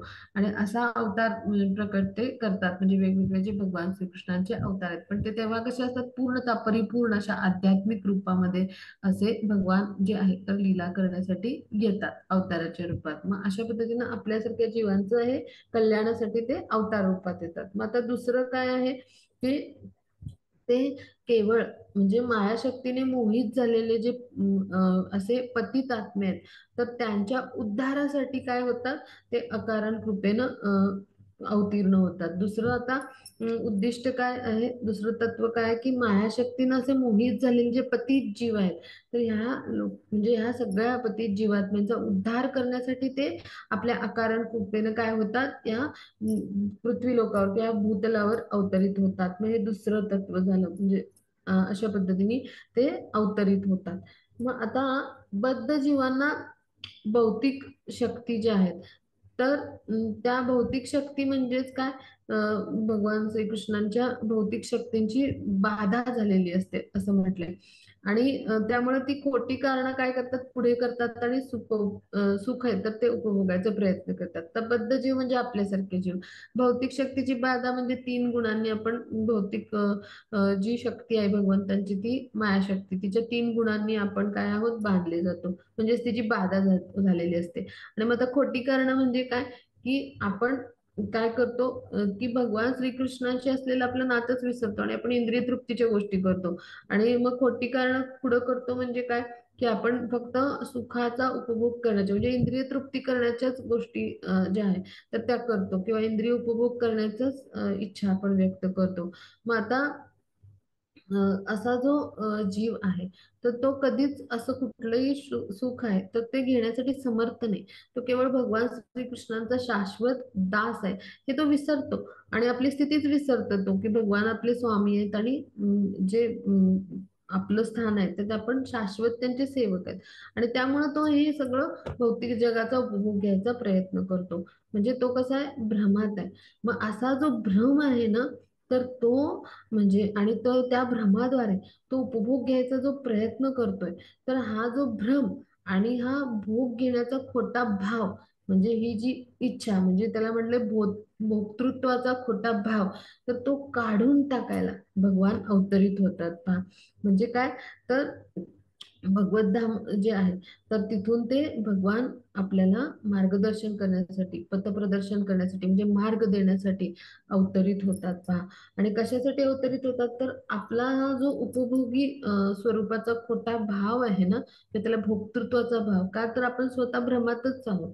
आपण भगवान श्रीकृष्णाचे शाश्वत दास म्हणून आपलं जे आपली खरी ओळख आहे ती विसरलोय. आणि त्यामुळं आपण ही स्थिती विसरतो आणि भौतिक जगाचा उपभोग घेतो. मग हे सगळे खोटी कारण असतात. खरं तर जीवात्मा आहे तो भगवान श्रीकृष्णांची सेवा करण्यासाठी किंवा शाश्वत दास म्हणून आहे. आणि ते विसरतो आपण आणि त्या भ्रमात राहतो, की मी म्हणजे शरीर आहे आणि आपण उपभोग करतो. मग ही जी भोग घेण्याची म्हणजे वृत्ती आहे, याला म्हटलंय भोक्तृत्वाचा खोटा भाव. मग हाच भगवान श्रीकृष्णांना काढायचा असतो. म्हणजेच काय, आपल्याला शुद्ध करायला भगवान काय करतात, अशा पद्धतीने अवतार धारण करून येतात. आणि आपल्याला ते काय करतात, पथप्रदर्शन करतात, म्हणजे मार्गदर्शन करतात. आणि त्याद्वारे आपल्याला म्हणजे शुद्ध व्हायला मदत करतात आणि त्याद्वारे आपण भगवत धामाची प्राप्ती करू शकतो. आता पतित जीवांसाठी म्हणजे भगवान काय, हे तिसरं झालं. मग पतित जीवांसाठी असे भगवान कशासाठी येतात, तर भगवान यांचा पतित पावन हा जो स्वभाव, म्हणजे पतित पावन म्हणजे काय, आपल्यासारख्या पतित जीवांना पावन करण्यासाठी, म्हणजे आपला जो हा खोटा भाव आहे ना, इंद्रिय तृप्ती करायची आपल्याला, किंवा आपला हा जो भ्रम आहे आणि त्याद्वारे हा खोटा भाव बनतो, तर तो जो खोटा भाव आहे, इंद्रिय तृप्ती किंवा भौतिक भोग करण्याची इच्छा करण्याचा भाव का निर्माण होतो, कारण आपण भ्रमित होतो म्हणून. मग हाच काढून टाकण्यासाठी भगवान आपल्याला पथप्रदर्शन करण्यासाठी अवतरित होतात. आणि अवतरित होतात एवढेच नव्हे, तर आपल्या आपल्यासारख्या पतित जीवांचा ते उद्धार करतात. आणि म्हणून त्यांना काय म्हटले, पतित पावन. म्हणजे त्यांचा स्वभाव कसा आहे, म्हणजे चौथं तत्व पतित पावन जो स्वभाव आहे, त्याद्वारे ते काय करतात, आपल्यासारख्या पतित जीवांचा उद्धार करतात. आता पतित पावन म्हणजे काय, जे पतित जीव आहेत आपले, आपण सगळे, तर यांना शुद्ध करायचं काम करतात भगवान. आणि मग आता एखादा जो प्रदूषित आहे किंवा अशुद्ध आहे, त्याला शुद्ध करण्यासाठी पूर्णतः जो शुद्ध आहे, विशुद्ध आहे, असं कुणीतरी हवं ना. मग असे आपले भगवान आहेत. ते कसे आहेत, तर विशुद्ध आहेत किंवा शुद्ध आहेत असे. का तर ते पूर्णतः आध्यात्मिक आहेत, परिपूर्ण आहेत, सच्चिद आनंद आहेत, पूर्णतः शाश्वत ज्ञानाने युक्त आणि परमोच्च आनंदाचं ठिकाण असे आहेत. कुठलीही अशुद्धी नाही त्यांच्यामध्ये, कुठल्याही गुणांनी ते प्रभावित होत नाही. मग असा जो पावन आहे, परम पावन असा जो आहे, म्हणजे असं जो स्वरूप असलेले भगवान श्रीकृष्णांचं रूप आहे. तर असे परम पावन रूपातले जे भगवान आहेत, तर ते आपल्यासाठी पतित पावन बनून येतात. म्हणजे आपल्यासारख्या पतित जीवांचा उद्धार करण्यासाठी येतात. म्हणजे पहा, अशा 4 प्रकारे ते आपला उद्धार करतात, या 4 तत्वांच्या द्वारे. मग आता ह्याच्या पुढे जाऊन, आता असा उद्धार केलेला जो भक्त असतो, मग तो कसा असतो, आणि मग तो जो भक्त असतो त्याच्यामध्ये आणि भगवान श्रीकृष्णामध्ये, म्हणजे तो भगवान आणि भक्त ह्यांच्यामध्ये मग कसं नातं असतं. भगवान तर सगळ्यांवर समान कृपा करायला अवतार घेतात. मग आता भक्तांविषयी भगवान कसे असतात, म्हणजे आणि मग कशा पद्धतीनं ते भक्तांच्यासाठी असतात. म्हणजे आता पुढचा टप्पा म्हणजे कृपा तर केली, त्यासाठी अवतार घेतला भगवान श्रीकृष्णाने. 4 प्रकारे कृपा करण्यासाठी, आपल्या कल्याणासाठी ते येतात. 4 तत्वांद्वारे ते आपलं कल्याण करतात. मग आता कल्याण तर भगवान श्रीकृष्ण करतात भक्त म्हणून आपलं. मग ते आपल्या भक्ताशी कसं आचरण करतात, जो त्यांच्या दिव्य प्रेमामध्ये स्थित आहे. तर ते आता आपण ह्या पुढच्या श्लोकामध्ये अभ्यासूया. हवं त्याची पुढची आपण हे घेऊया, पुढचा श्लोक आणि स्लाइड आपण घेऊया. हा इथे. हरे कृष्णा। हा तथायं चावतारस्ते भुवो भारजिहीर्षया स्वानां चानन्यभावानाम् अनुद्यानाय च सकृत्। हरे कृष्णा। हा मग आता इथं समजून घेऊया की आता अशा पद्धतीने भगवान काय करतात, की जगाचा भार क्षीण करण्यासाठी. आता जगाचा भार क्षीण करण्यासाठी का म्हटलंय, तर हे जे भौतिक जग आहे, इथे सगळे आपल्यासारखे पतित जीवात्मे आहेत. मग ही पतित जीवात्मे का आहेत, तर अशा पद्धतीचे अनेक पापकर्म करून हे जे भौतिक जग आहे, म्हणजे हे हे जे आहे, तर इथं असे जे पतित आत्मे आहेत, तर हे सगळे कसे आहेत, तर हे पतित का बनले, म्हणजे तर ते वेगवेगळ्या पद्धतीची कर्म आहेत, की जी कर्माचे परिणाम आहेत त्यांनी केलेल्या. अनादिकालापासून बद्ध होत आला जीव, आणि ती जी कर्म करतो त्याचे परिणाम मग पाप किंवा पुण्य असतील. मग जी चांगली कर्म केली ती देखील तो इथेच येऊन भोगतो. आणि मग जी अशी पापकर्म आहे, मग ह्यामुळं काय होतं, की त्यानुसार त्याला पुन्हा पुन्हा वेगवेगळ्या योनीमध्ये जन्म घ्यावा लागतो. अशा 84 लक्ष योनीमध्ये तो जन्म घेत असतो. आणि मग असा जो जीव आहे, तर तो जेव्हा अशा वेगवेगळ्या योनीतून भ्रमण करत असतो. मग हे जे भौतिक जग आहे, तिथे शब्द आहे पहा त्याच्यासाठी, भुवो म्हणजे भौतिक जग हा शब्द. तर इथं भगवान येतात. तर ह्याचं भार हलका करायला येतात. का येतात, तर आता ह्या भौतिक जगतामध्ये आपल्यासारखे म्हणजे अशा वेगवेगळ्या पद्धतीनं आपली जी गतकर्म आहेत, गतजन्मेची जी काही कर्म आहेत, तर ते म्हणजे ती पापकर्म असतील, पुण्यकर्म असतील, पण ह्या सगळ्यामुळेच तर आपण असं पतित जीवन जगतो आहोत. म्हणजे शूद्राती शूद्र या कलियुगामध्ये तर म्हटलंय. मग असं जे जीवन आपण जगतोय, तर आपल्यासारख्या ज्या पतित जीव आहेत, तर ह्यांचा म्हणजे भारच आहे एक प्रकारे ह्या जगतामध्ये, म्हणजे ह्या लोकामध्ये. तो कसा भार आहे, तर इथे आपल्या म्हणजे आपण अशुद्ध आहोत किंवा प्रदूषित आहोत 3 गुणांनी. आणि मग आपला हा जो भार आहे असा प्रदूषणाचा किंवा दूषिततेचा भारच आहे ह्या पृथ्वी लोकामध्ये किंवा भौतिक संसार रूपी लोकामध्ये.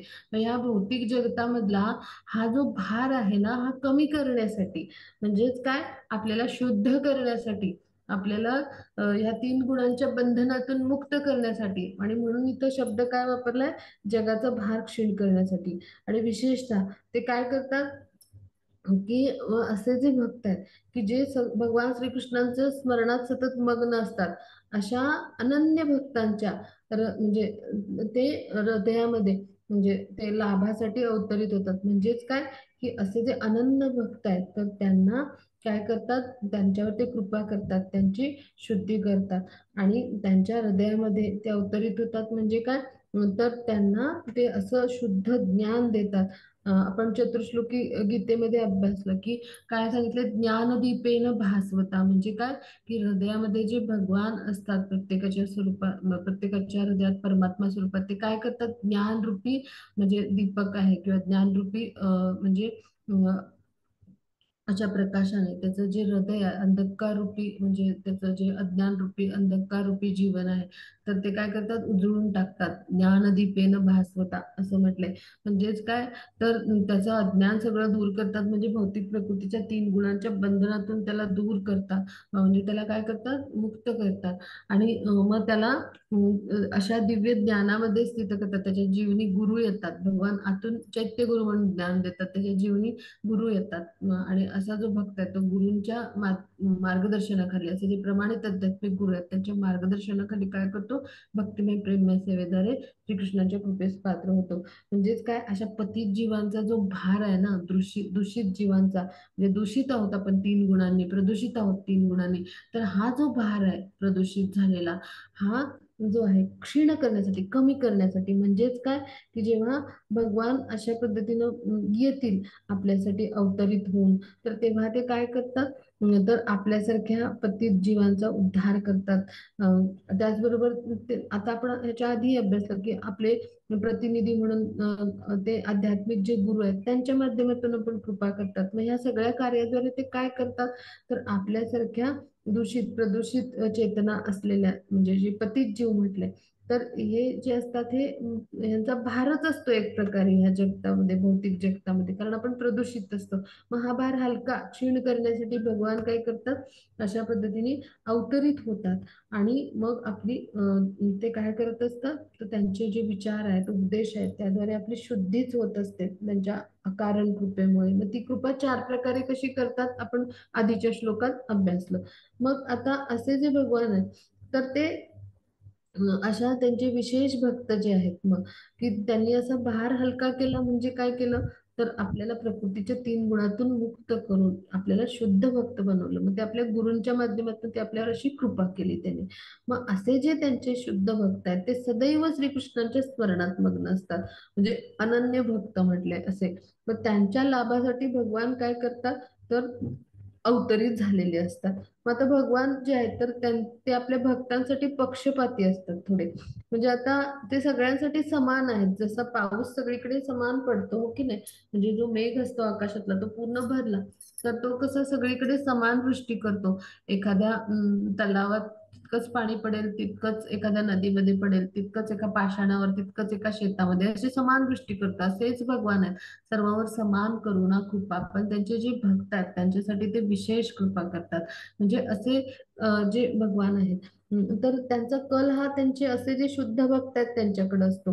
म्हणजे त्यांचे जे भक्त आहेत तर त्यांच्यासाठी ते एखाद्या महान पित्यासारखे असतात. म्हणजे आता भौतिक जगतातलं माता पिता असं नातं नको, तर आपले स्वामी, आपले सर्वोच्च ह्या नात्याने आपले जे पिता आहेत त्या पद्धतीने भगवान असतात. मग आता ते काय करतात, भगवान स्वतः त्रिगुणातीत असतात आणि ते आपल्या प्रेमामुळं, म्हणजे आपलं जे प्रेम आहे भक्तांच्या प्रती, तर त्याचं भक्त जसं आदान प्रदान करतो तसं भगवानही करत असतात पहा. म्हणजे भगवान आणि भक्त ह्यांच्यामध्ये हे प्रेमाचं आदान प्रदान अशा पद्धतीने घडतं. म्हणजे विशेष कृपा त्यांची भक्तांकडे असते किंवा भक्तांवर असते किंवा विशेष कल असतो.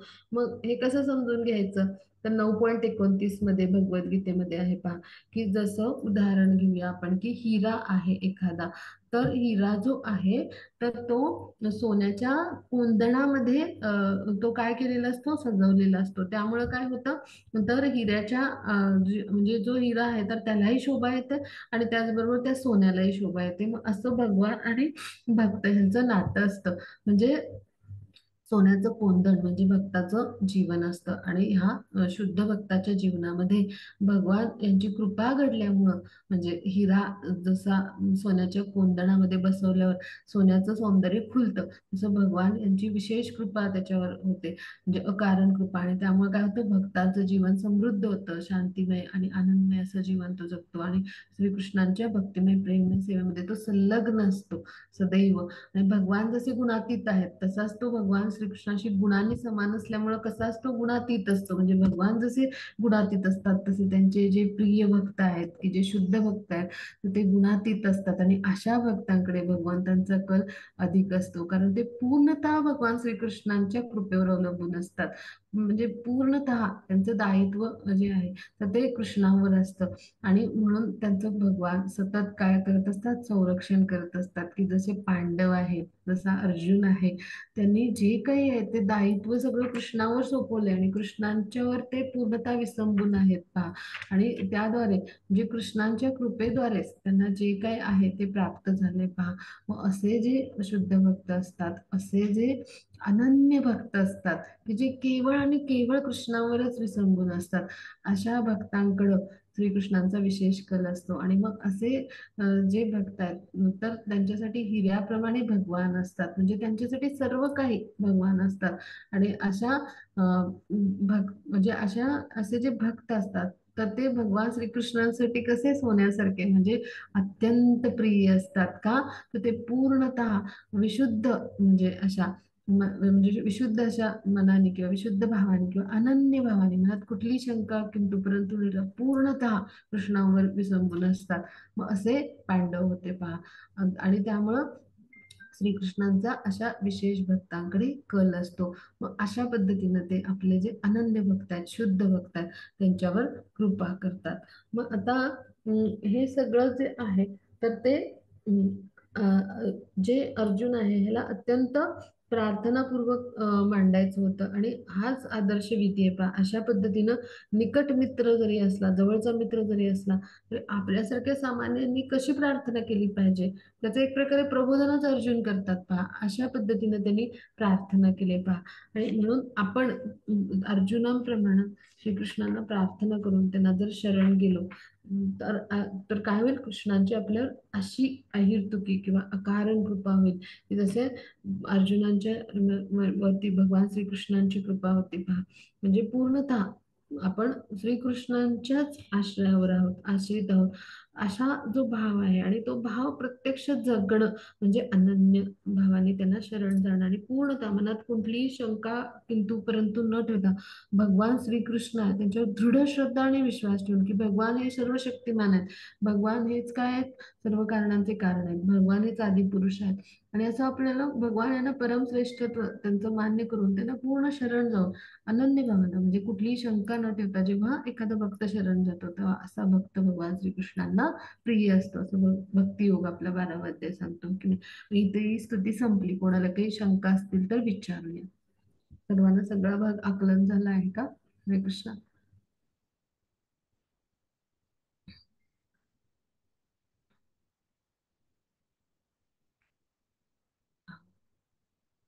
कोणाला काही भाग समजला नसेल तर आपण विचारूया. इथे ही आता स्तुती संपली. आता आपण पुढची स्तुती पाहणार आहोत. कुंती माता यांची स्तुती आहे तर ती आपली पूर्ण होईल.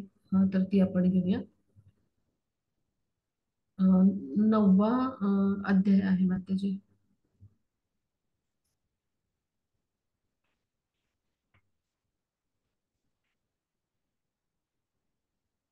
नाही, 8वा आहे माताजी. 9व्या अध्यायात भीष्म स्तुती आहे, 8व्या अध्यायात कुंती मातेच्या प्रार्थना आहे.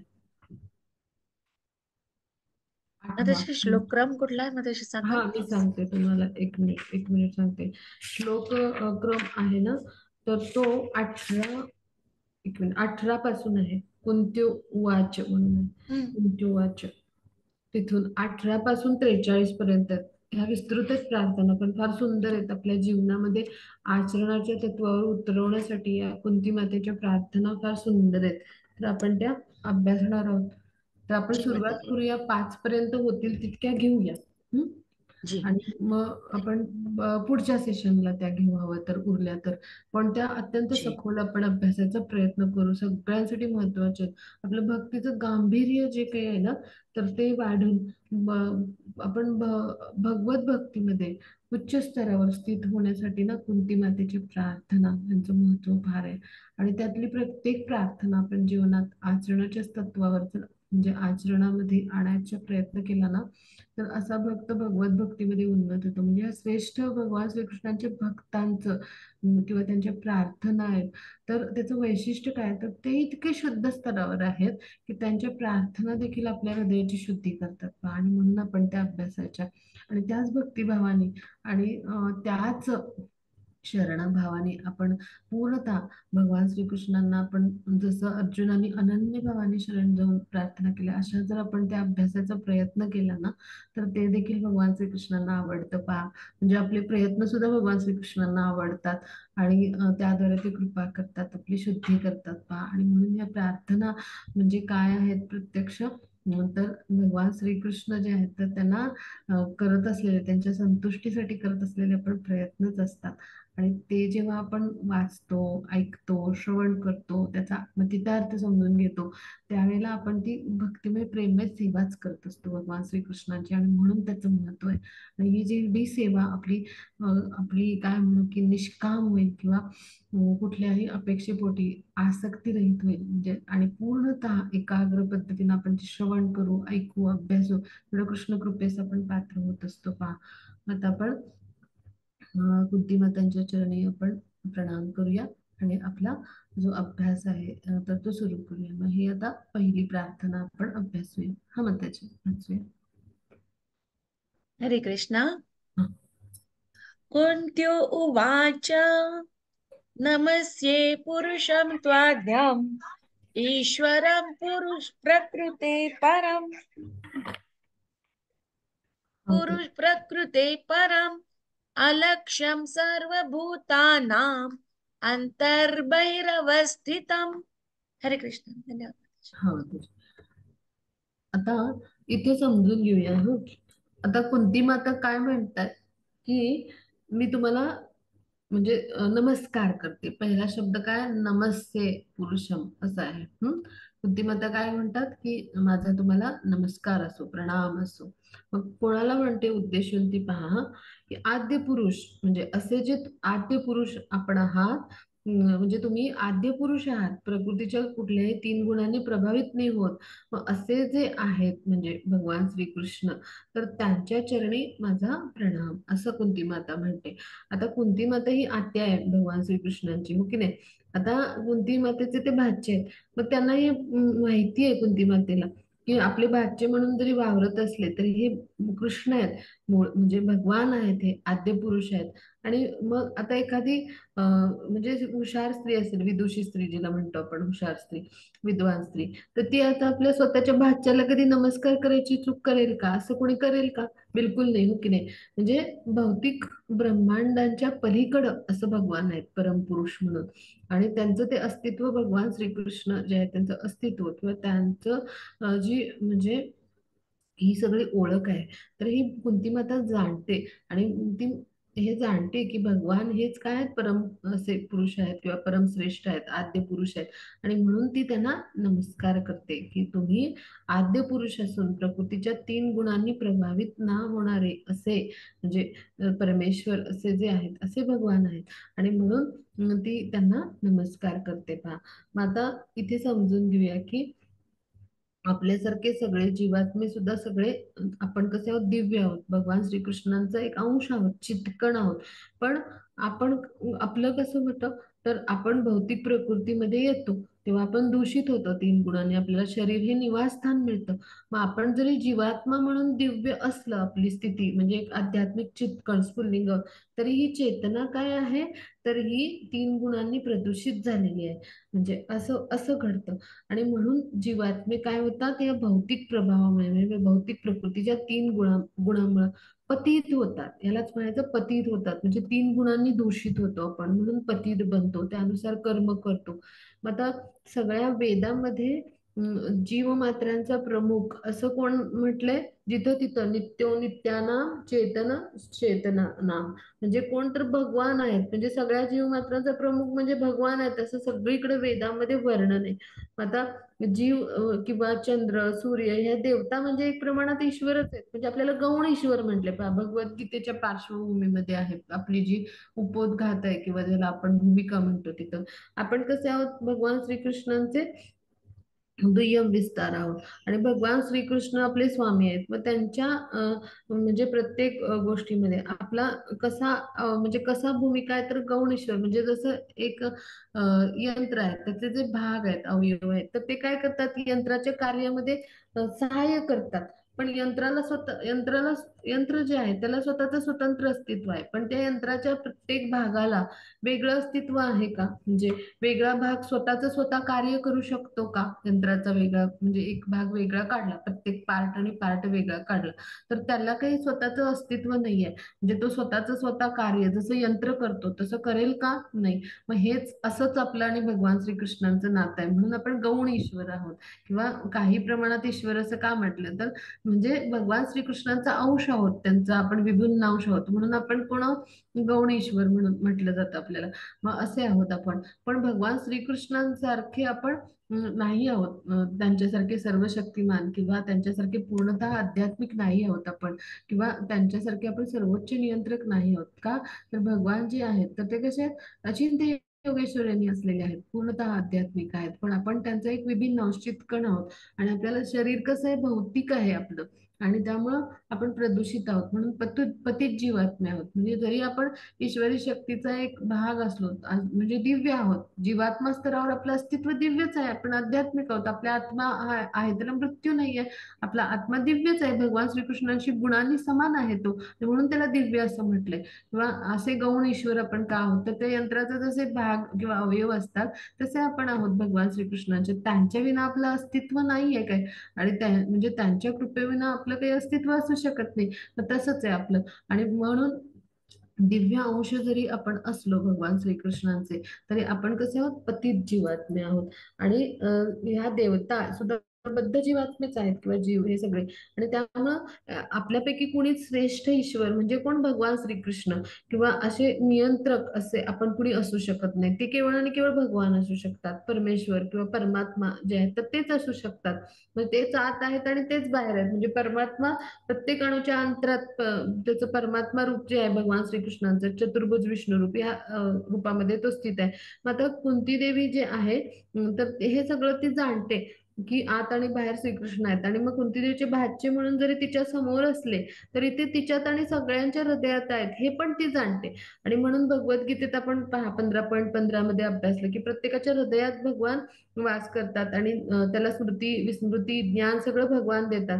म्हणजे काय, वेद सुद्धा कशासाठी आहेत श्रीकृष्णांना जाणण्यासाठीच आहेत, आणि मीच वेदांचा करता असं भगवान म्हणतात, वेदांची शिकवण देणारा मीच आहे असं म्हणतात. म्हणून कुंती ठामपणे काय सांगते की भगवान सगळ्या प्राणीमात्रांच्या आत पण आहेत आणि बाहेर पण आहेत, आणि सर्वत्र असले तरी ते दृष्टीला येत नाहीत. म्हणजे काय की भगवान कसे आहेत तर म्हणजे स्वतः म्हणजे ते समक्ष उपस्थित असले तरी अश्वत्थामाचा जो ब्रह्मास्त्र आहे तर त्यापासून उत्तरेचा गर्भ वाचवण्यासाठी ते उत्तरेच्या गर्भात सुद्धा प्रविष्ट झाले, तिथेही त्यांनी जाऊन काय केलं तर त्या गर्भाचं रक्षण केलं.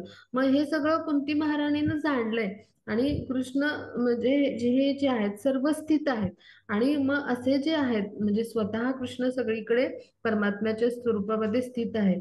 मग असे जरी असले तरी आपल्या समोर देखील कृष्ण उपस्थित आहेत भगवान या स्वरूपामध्ये, त्यांनी मनुष्य देह धारण केलेला असला तरी ते कोण आहेत तर आद्य पुरुष आहेत, असे जे आहेत पुरुषोत्तम आहेत असे भगवान आहेत.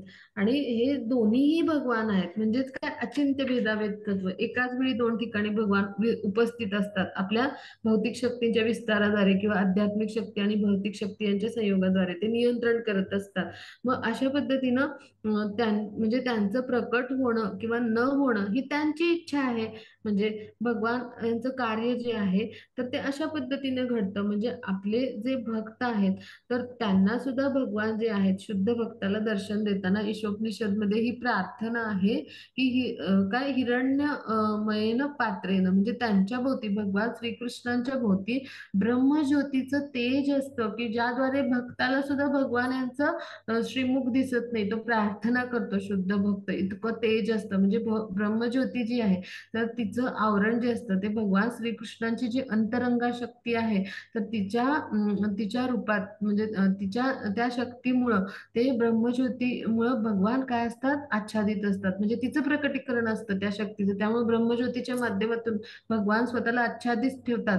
आणि असे जे अल्पबुद्धी लोक आहेत की जे मोहग्रस्त आहेत त्यांना भगवान श्रीकृष्णांचं किंवा अभक्तांना दर्शन नाही होत, त्यांना ते पाहू नाही शकत, त्यांच्यासमोर प्रकट नाही होत, भगवान आच्छादित असतात योगमाया शक्तीने. पण असे जे शुद्ध भक्त असतात त्यांच्यासमोर ते प्रकट अप्रकट व्हायचं म्हणजे किंवा ह्या सगळ्यांसमोर म्हणजे कधी प्रकट व्हायचं कधी अप्रकट हे सगळं भगवान स्वइच्छेनेच ठरवतात, त्यांच्या इच्छेनेच घडतं. मग शुद्ध भक्तांना भगवान प्रकट होत असतात पहा. शुद्ध भक्तांना भगवान कशामुळे प्रकट होत असतात तर त्यांचा भाव आणि प्रेम यामुळं ते काय होतात आपल्या अंतरंगा शक्तीच्या माध्यमातून जरी आच्छादित असले तरी त्यांना प्रकट होत असतात. तरी देखील भगवान श्रीकृष्णांना दिव्य दृष्टी द्यायला लागते पहा. अर्जुनाला विश्वरूप पाहण्यासाठी त्यांनी काय केलं, दिव्य दृष्टी दिली. म्हणजे इतके तेजमयी असे भगवान आहेत पहा. त्यांचं जे म्हणजे स्वरूप आहे तर ते कसं की ब्रह्मज्योतीच्या स्वरूपात की जे अंतरंगा शक्तीचं प्रकटीकरण आहे तर त्यांनी ते आच्छादलेलं असतं, असे भगवान असतात. आणि मग त्यांची इच्छा असते की म्हणजे त्यांचा हा निर्णय असतो भगवान श्रीकृष्णांचा परमपरमेश्वर म्हणून. आणि भगवान एकाच वेळी सगळीकडे उपस्थित असतात, म्हणजे आत आपल्या अंतरात आणि बाहेर प्राणीमात्रांच्या अंतरात बाहेर सगळीकडे सर्वत्र असतात. पण ते दृष्टीस का येत नाही तर याचं कारण असतं की आपण प्रदूषित आहोत, आपली चेतना प्रदूषित आहे, आपण प्रत्येक जीव आहोत. मग ज्याने त्यांचा आश्रय घेतला म्हणजे असे जे भक्त आहेत तर त्यांनाच ते त्यांच्या पुढे ते प्रकट होतील. आणि ते पण म्हणजे कसं की भगवान श्रीकृष्णाच्या इच्छेमुळे. मग ज्यांनी त्यांचा आश्रय घेतलेलाच नाही मग त्यांच्यासाठी प्रकट होणं किंवा न होणं ही सगळी भगवान श्रीकृष्णांची इच्छा असते. जसं भगवान जे आहेत तर ते अर्जुनासमोर स्वतःचं रूप प्रकट करतात, ते त्यांच्या इच्छेने प्रकट करतात. अर्जुनासारखा भक्त जेव्हा प्रार्थना करतो तो शुद्ध भक्त आहे आणि त्याचा हेतू निष्काम आहे हे ते जाणतात की येणाऱ्या काळातले म्हणजे येणारा जो काळ आहे त्या लोकांना भगवान जे आहे तर त्यांचं जे रूप आहे तर त्याविषयी म्हणजे खात्री निर्माण व्हावी, विश्वास निर्माण व्हावा की भगवान हे फक्त तत्वज्ञान विषयी सांगत नाहीत सिद्धांत, तर त्यांनी आपलं प्रत्यक्ष भगवान म्हणून रूप ही प्रकट केलं होतं. तर ह्यासाठी अर्जुन सांगतोय हे भगवान अंतर्यामी म्हणून जाणतात आणि म्हणून ते प्रकट करतात भक्ताच्या इच्छेनुसार.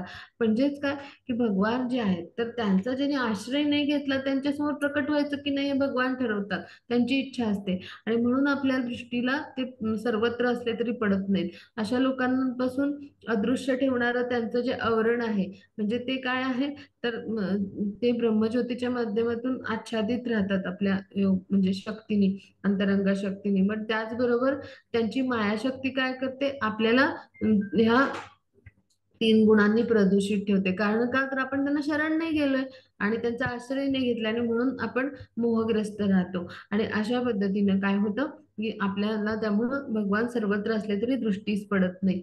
मग आता ही जी शक्ती आहे तर ती काय करत असते, असा जो आत्मा असतो त्याला बंडखोर आत्मा म्हटलंय. म्हणजे जो स्वतःचं भगवान श्रीकृष्णांचे आपण दास आहोत हे अस्तित्व आहे त्याच तो विस्मरण करवतो स्वतःला, म्हणजे विसरतो स्वतःचं अस्तित्व. आणि मग बंडखोर म्हणजे इंद्रिय तृप्तीच करतो स्वतःची. अशा पद्धतीने तो मोहग्रस्त होतो. आणि मग मायाशक्ती जी असते तर ती त्याला काय करते भ्रमित ठेवते.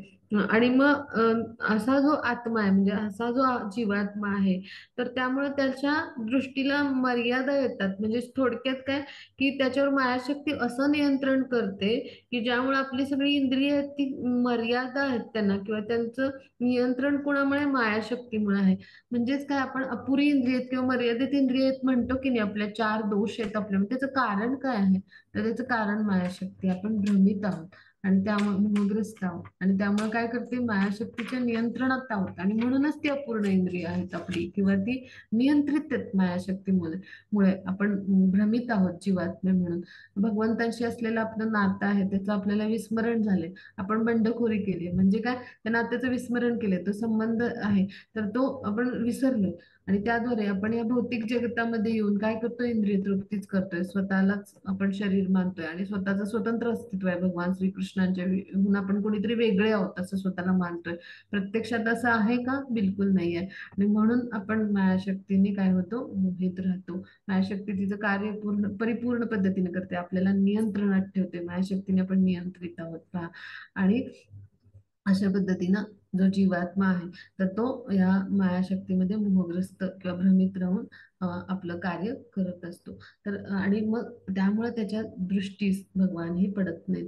जेव्हा तो भगवान श्रीकृष्णांच्या आश्रयाला येतो तेव्हा भगवान श्रीकृष्णांचं जिथे आश्रय आहे, जिथे त्यांची अकारण कृपा, हेतुकी कृपा होते, तिथे काय होतं, हळूहळू ही सगळी अशुद्धी निघून जाते आणि तिथे केवळ आणि केवळ भगवान श्रीकृष्णांची अंतरंगा शक्तीच कार्य करायला लागते. म्हणजे जिथे भगवान आहेत तिथे त्यांची अंतरंगा शक्ती, तिथे मायाशक्तीचं अस्तित्वच नसतं पहा.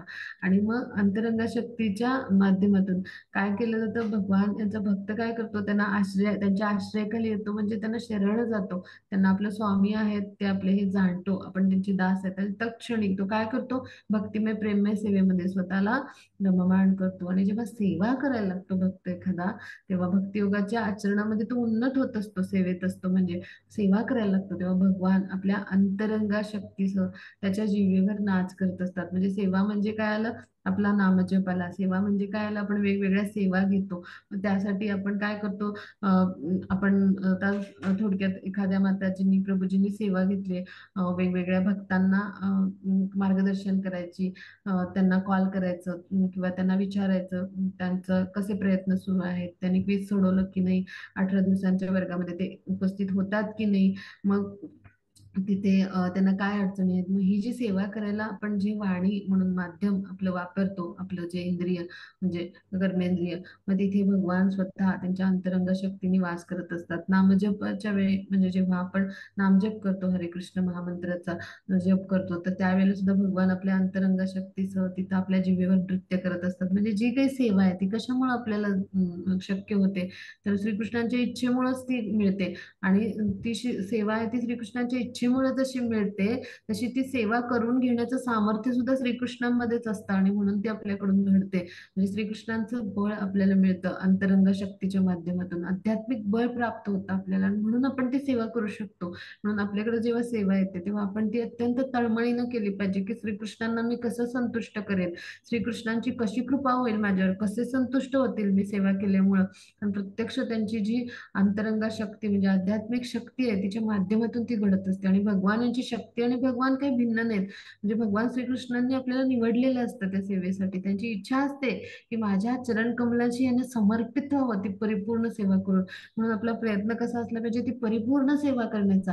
आणि ज्या त्रुटी असतील त्या कशा दूर होतील, कसं मी भगवान श्रीकृष्णांना संतुष्ट करेन, हा प्रयत्न आपला असला पाहिजे. मग अशी जेव्हा एखादा जीव सेवा करायला लागतो तेव्हा तो भगवान श्रीकृष्णांच्या आश्रयाखाली आलेलाच असतो, पण तो काय होतो, हळूहळू शुद्ध होत जातो या सेवेमुळं. आणि भगवान श्रीकृष्ण स्वतःच्या इच्छेमुळं आपल्या अशा भक्तांसमोर किंवा अशा शुद्ध भक्तांसमोर प्रकट होत असतात पहा. म्हणजे त्यांचं प्रकट व्हायची की नाही ही इच्छा भगवान श्रीकृष्णांची असते पहा. म्हणजे अशाच भक्तांना भगवान दर्शन देतात त्या त्यांच्यासमोर प्रकट होतात. तर हे सगळं आपण अभ्यासलं. मग अशा भक्तांपैकी कुंती माता आहेत पहा, की जे भगवान श्रीकृष्णांचं हे भगवान स्वरूप जाणतात. त्या जाणतात, आद्य पुरुष आहेत भगवान जे आहेत ते, भगवान जे आहेत ते षडैश्वर्याने युक्त असलेले असे परम परमेश्वर आहेत. मग हे सगळं कुंतीमाता जाणतात आणि म्हणून आपले भाचे म्हणून त्या मनुष्य देहामध्ये ते आवरत म्हणजे वावरत असले तरी कुंतीमाता हे जाणतात आणि म्हणून त्याला ते काय करतात, प्रणाम करतात. आता पुढे जाऊ. हा मग त्याची श्लोक पुढची स्लाइड आहे इथे. हरे कृष्ण. माया जवनिकाच्छन्नम् अधोक्षजम् अव्ययम् न लक्ष्यसे मूढदृशा नटो नाट्यधरो यथा. हरे कृष्ण. हा. आता इथे हा श्लोक फार सुंदर आहे, सगळ्यांनी असा आपल्या हृदयावर कोरल्यासारखा ठेवूया हा, म्हणजे असा छान अभ्यासाचा प्रयत्न करूया. आता ह्या श्लोकामध्ये म्हणजे इतकं सुंदर वर्णन कुंती मातेने केलंय भगवान श्रीकृष्णांचं, की पहा. आता इथं दोन पद्धतीनं भगवान श्रीकृष्णांचं वर्णन आहे. पहिल्या ओळीमध्ये आलंय, इथे आलंय अधोक्षज. अधोक्षज हा शब्द आलाय पहा.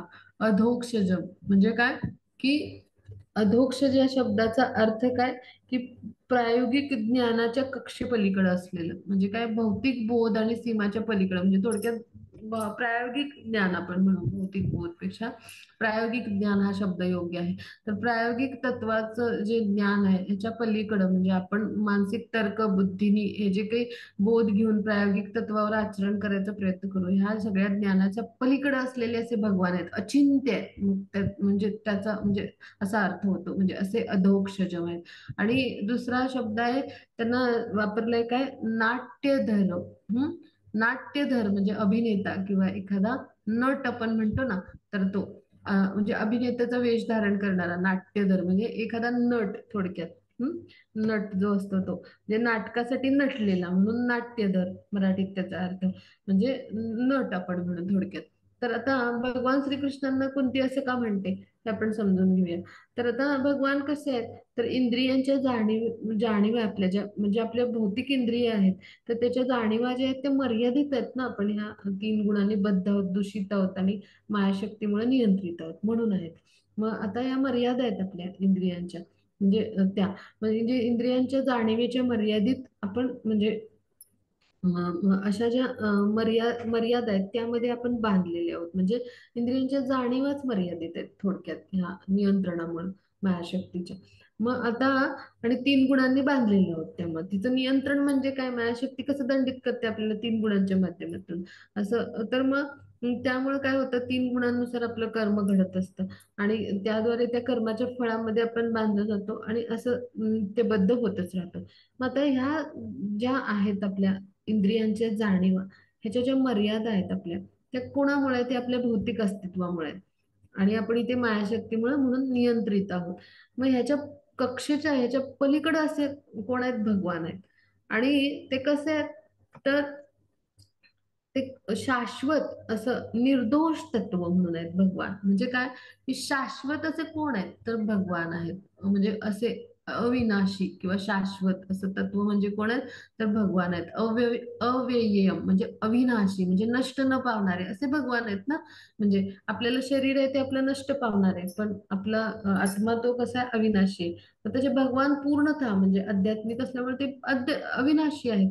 तर असं शाश्वत असं निर्दोष तत्व म्हणजे काय, की जे नष्ट नाही होणार असे भगवान आहेत.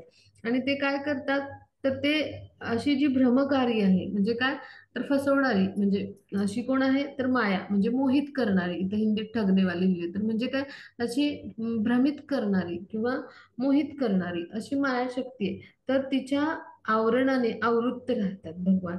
म्हणजे असे आपल्यासाठी कसे राहतात, आवृत्त राहतात ते, म्हणजे आपल्यासारख्या बद्ध जीवांसाठी. आणि मग आता असे जे बद्ध राहतात, तर त्यांचं वर्णन कसं करते कुंती माता, की नाटकात पोशाख केलेला नट जसा ओळखू येत नाही, त्याप्रमाणे मूढ जन जे आहेत, मूढ लोक आहेत, त्यांना तुम्ही ओळखू नयेत. म्हणजे काय, की भगवान आपल्या ब्रह्मकारी मायाशक्तीच्या आवरणामुळं असे जे मूढ अल्पज्ञानी लोक असतात, तर म्हणजे त्यांच्या समोर आवृत्त राहतात. म्हणजे त्यामुळं काय होतं, की नाटकात एखादा नट असतो, भूमिका करत असतो, मग त्यांनी तो पोशाख घातलेला असतो. म्हणजे उदाहरणार्थ, आपण आता एखादं नाटक आहे आणि तिथं समजा एखादा व्यक्ती आहे, त्यांनी म्हणजे रामाचा वेशभूषा केली, म्हणजे रामांची अशी वेशभूषा केली आणि तो त्या रामाची वेशभूषा करून त्यासाठी तो नटून राहिला सगळ्या पद्धतीने, राम कसे आहेत त्या पद्धतीने.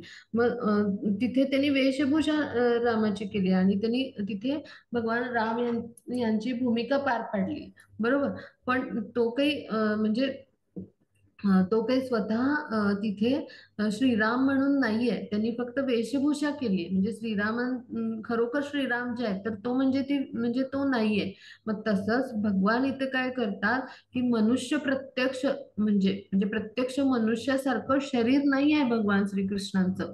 भगवान श्रीकृष्ण कसे आहेत, पूर्णतः आध्यात्मिक आहेत आणि सच्चिदानंद म्हणजे काय, तर असं म्हणजे परमोच्च आनंदाचं ठिकाण असलेलं असं भगवान यांचं स्वरूप आहे, पूर्णतः आध्यात्मिक परिपूर्ण. मग भगवान मनुष्याचे शरीर घेऊन येतात इथे भौतिक जगतामध्ये, अवतार धारण करून येतात. आणि म्हणजे ते जे शरीर असतं ते त्यांनी मनुष्याचं धारण केलं असलं तरी भगवान पूर्णतः परिपूर्ण आहेत. आणि असे जे आहेत भगवान, त्यांना म्हणून कुंती माता म्हणते की एखादा नट जशी वेशभूषा करून येतो त्या पात्राची, पण ते पात्र म्हणजे तो नसतो व्यक्ती. तसं भगवान काही मनुष्य नसतात, त्याच्यासारखा देह असणारे आपल्यासारखा, किंवा आपल्यासारखे बद्ध नाही आहेत भगवान, किंवा आपल्यासारखा भौतिक देह असलेले नाही आहेत भगवान.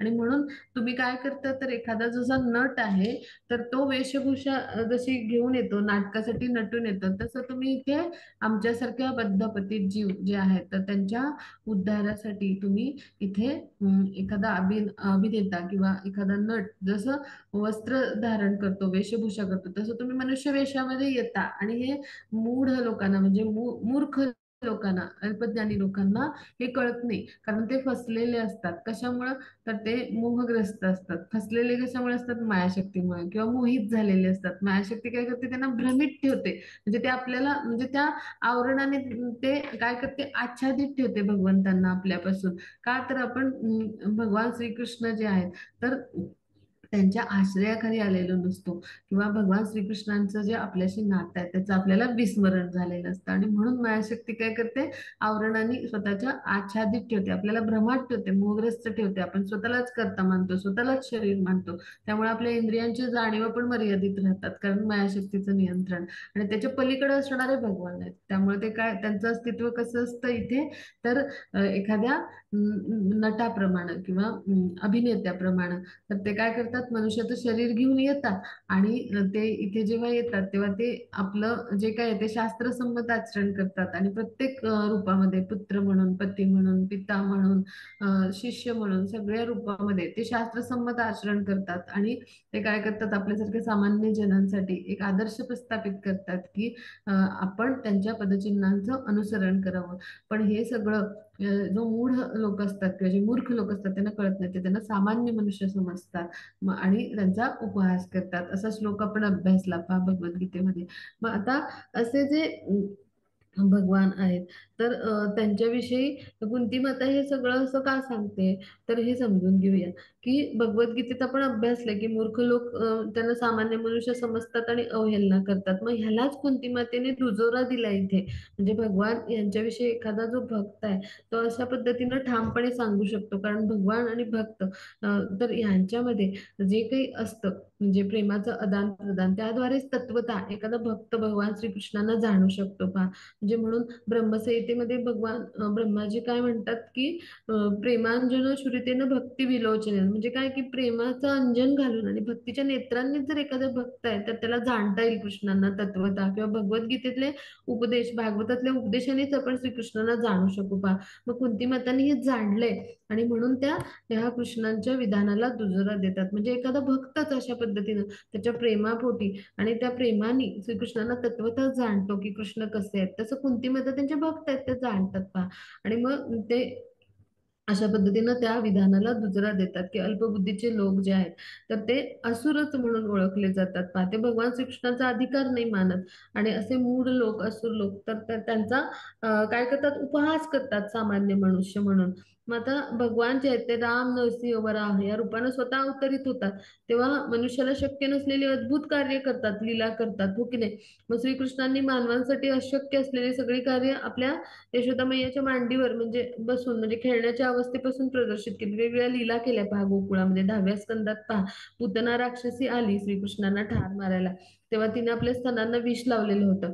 मग एखादं बालक कसं स्तनपान करतं तसं तिने त्यांचं म्हणजे त्यांनी तिचं स्तनपान केलं आणि तिचे प्राण देखील काय केले, ओढून घेतले, म्हणजे तिला ठार मारून टाकलं. म्हणजे कुठल्याही शस्त्राविना भगवान श्रीकृष्णांनी पाहते स्वतः भगवान आहेत म्हणून गोकुळामध्ये त्यांनी कुठलंही शस्त्र हातात न घेता पहा अशा लीला केल्यात, अशी अद्भुत कार्य केलीत की जी एखाद्या सामान्य व्यक्तीला शक्य आहेत का. म्हणजे भगवान स्वतः किती दिव्य आहेत आणि भगवान हे परम असे आहेत, परम श्रेष्ठत्व त्यांचं म्हणजे ह्यातून सिद्ध होतं की नाही, की फक्त स्तनपान करून त्यांनी पूतना राक्षस जी आहे तर तिला ठार केलं पहा. किंवा एखादा म्हणजे छोटा मुलगा असतो तर तो भूछत्र कसं उचलून घेतो, श्वानछत्र म्हणतो, तर तसं अगदी सहजपणे गोवर्धन पर्वत त्यांनी 7 दिवस 7 रात्री उचलून धरला होता. मग असं एखाद्या सामान्य मनुष्याला की जो बद्ध जीव आहे त्याला शक्य होईल का, तर बिलकुल नाही. म्हणजेच काय की गोवर्धन पर्वत जो आहे तो महाकाय असा पर्वत आहे, भगवान श्रीकृष्णांचंच खरं ते स्वरूप आहे,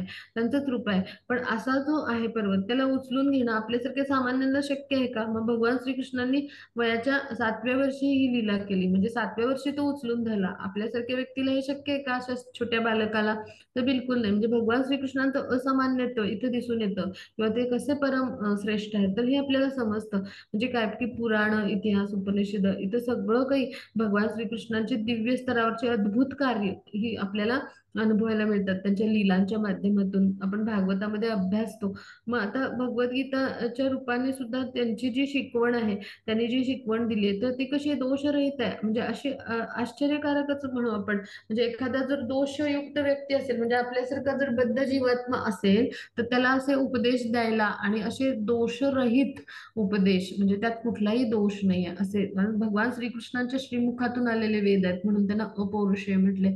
असं दोषरहित दिव्य वाणी आहे भगवान श्रीकृष्णांची, म्हणजे त्यात एकही कुठलाही दोष नाहीये किंवा कुठली त्रुटी नाहीये. मग असं दोषरहित विधान आपल्यासारखा बद्ध जीवात्मा करू शकेल का, तर बिलकुल नाही. त्यामुळे आपल्यासारखा बद्ध जीवात्मा ला हे शक्य नाही. किंवा ज्याला भौतिक देह आहे, ज्याच्या इंद्रियांना मर्यादा आहेत, त्या व्यक्तीला हे शक्य नाही. आणि म्हणून असे जे दिव्य उपदेश आहेत त्याला सुद्धा आश्चर्यकारक आपण म्हणतो. याचं कारण काय की आपल्यासारख्या बद्ध जीवांना हे शक्य नाहीये. आणि असे जे उपदेश आहेत ते भगवान श्रीकृष्णांकडून आलेले आहेत पहा. म्हणजे काय ही अद्भुत कार्य जे आहे ते भगवान श्रीकृष्णांनी प्रत्येक वेळी त्यांनी नायकाच्या भूमिकेत ते आले, म्हणजे काय एका नटाच्या भूमिकेत ते आले, म्हणजे काय गृहस्थाच्या भूमिकेत, आचार्याच्या भूमिकेत आले, म्हणजे वैराग्याच्या भूमिकेत आले आणि त्यांनी आपल्या आश्चर्यकारक म्हणजे आश्चर्यजनक अशा कर्तृत्व शक्तीचा परिचय दिलाय आपल्याला. प्रत्येक ठिकाणी अद्भुत कार्य केलीत पहा. म्हणजे म्हणजे प्रत्येक वेळी म्हणजे ते गृहस्थाच्या भूमिकेत पण होते किंवा आचार्याच्या भूमिकेत होते. म्हणजे असं सगळं, म्हणजे श्रीकृष्णाचे ते काय गुरु आहेत, त्या पांडवांचे गुरु आहेत, गृहस्थाच्या भूमिकेत पण आहेत ते जे आहेत ते सुभद्रा किंवा हे सगळे त्यांचे जे बंधू आहेत. मग तिथे त्यांचा परिवार आहे, मग तिथे ते काय आहेत, बलरामजी बंधू आहेत, सुभद्रा मैया त्यांच्या बहीण आहेत, नंद बाबा किंवा हे सगळे जे आहेत. मग तिथे ते एक म्हणजे एक गृहस्थ किंवा कुटुंबीय व्यक्ती, तर तिथं म्हणजे त्यांना माता रुक्मिणी ह्या त्यांच्या पत्नी आहेत किंवा त्यांना 16,118 आहेत, म्हणजे इथं ते गृहस्थाच्या भूमिकेत पण आहेत. मग त्याचबरोबर वैराग्याच्या भूमिकेत पण भगवान आहेत.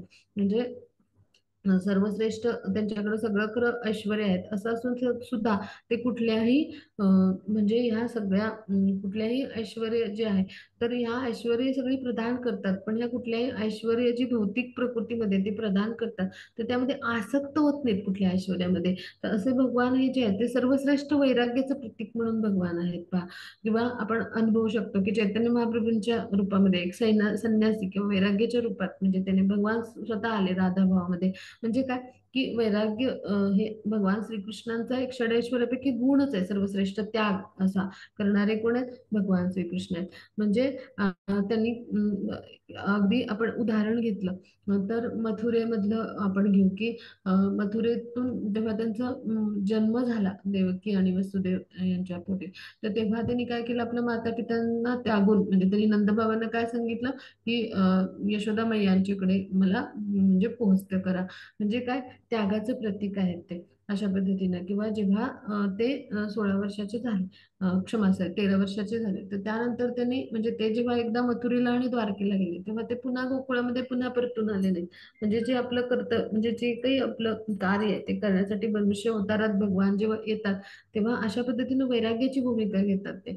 मग असं वैराग्य वृत्ती असलेले भगवान जे आहेत त्यांनी आपलं जे आश्चर्यकारक कर्तृत्व आहे, अद्भुत कर्तृत्व आहे, ते वेगवेगळ्या अशा लीलांद्वारे आपल्यासमोर प्रकट केले. आपल्याला परिचय आहे सगळ्या लीलांचा.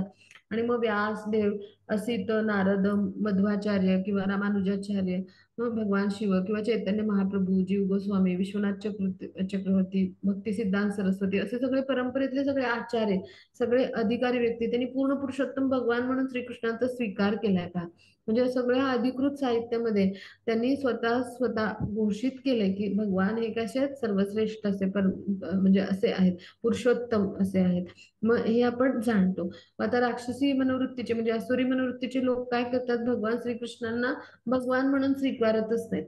आणि मग असे जे लोक असतात ते भगवान श्रीकृष्णांना कधी ओळखूच शकत नाहीत आणि अपूर्ण इंद्रियांद्वारे ते भगवान श्रीकृष्णांनी पुरवलेली ही ऐश्वर्य आहेत त्याचा उपभोग तर घेत असतात. पण परमेश्वर भगवान जे आहेत तर त्यांना ते शरण जात नाहीत किंवा त्यांचं अस्तित्व मान्य करत नाहीत. आणि मग असे जे लोक आहेत त्यांना भगवान श्रीकृष्ण यांचा साक्षात्कार होईल का? बिलकुल नाही, कठीणच आहे सगळं. मग आता आधुनिक विज्ञानवादी लोक पण असेच आहेत, प्रायोगिक ज्ञानानं त्यांना सगळं काही जाणून घ्यायचं असतं. पण असं जे अपूर्ण प्रायोगिक ज्ञान आहे त्याद्वारे परमपुरुष म्हणजे भगवान श्रीकृष्णांना जाणताच नाही येणार. म्हणजे आपली जी अपूर्ण इंद्रिय आहेत अशी, त्याद्वारे आपण कितीही प्रायोगिक स्तरावर भगवान श्रीकृष्णांना जाण्याचा प्रयत्न केला, ती जी गोष्ट पूर्णतः आध्यात्मिक आहे ती अपूर्ण म्हणजे आपली इंद्रिय आहेत आणि ती भौतिक आहेत, त्यांनी इंद्रियांची पराकाष्ठा केली तरी आपल्याला भगवान आहे यांना जाणता नाही येणार. आणि आधुनिक विज्ञानवाद्यांचं असंच होतंय, मानसिक तर्क आणि बुद्धीचा विचार करतात. ती बुद्धी पण कशी आहे, ती म्हणजे अशी 3 गुणांनी युक्तच आहे ना, ती बद्धचा जीव म्हणून ते कार्य करतात. आणि मग त्याद्वारे कधीच नाही जाणता येणार. आणि असे अधोक्षज म्हटले भगवान श्रीकृष्णांना. म्हणजे भगवान श्रीकृष्ण हे कसे आहेत तर अशा प्रायोगिक ज्ञानानं म्हणजे जे भौतिक स्तरावरचं प्रायोगिक ज्ञान आहे असं तर त्याद्वारे भगवान श्रीकृष्णांचं जे परमपुरुष म्हणून त्यांचं जे अस्तित्व आहे ना तर ते जाणता नाही येणार.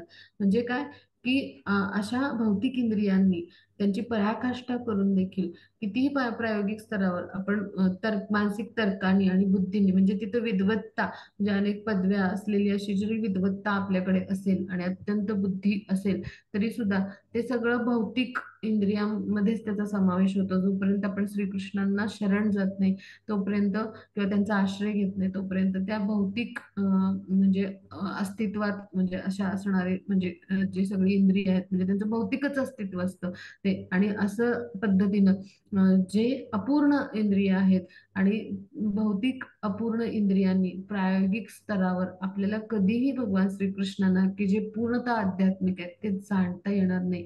आणि ह्यासाठी आपण काय केलं पाहिजे, त्यांना शरण गेलं पाहिजे. मग जेव्हा शरण जातो आपण तेव्हा आपण काय होतो, हळूहळू भौतिक प्रकृतीच्या 3 गुणातून मुक्त होतो. अन्यथा भगवान हे आपल्या प्रायोगिक ज्ञानाच्या कक्षेपलीकडे आहेत. म्हणजे काय, हे भौतिक इंद्रिय आपली अपूर्ण आहेत आणि आपल्या निरीक्षणात सगळ्या गोष्टी आहेत आपण दावा करतो आणि आपण भौतिक स्थितीतच सगळ्या वस्तूंचं काय करतो, निरीक्षण करतो.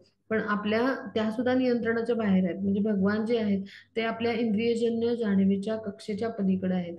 आणि ह्या सगळ्या आपल्या ज्या उणिवा आहेत ना तर ह्या सगळ्या कुंती महाराणी आहेत त्या स्वीकार करतात, त्या मान्य करतात बद्ध जीवांच्या ह्या उणिवा. आणि त्यातही पुन्हा हे सगळं म्हणजे कुंती महाराणी एवढं सगळं का सांगतात आपल्याला सगळ्यांना आश्चर्यच वाटेल ना.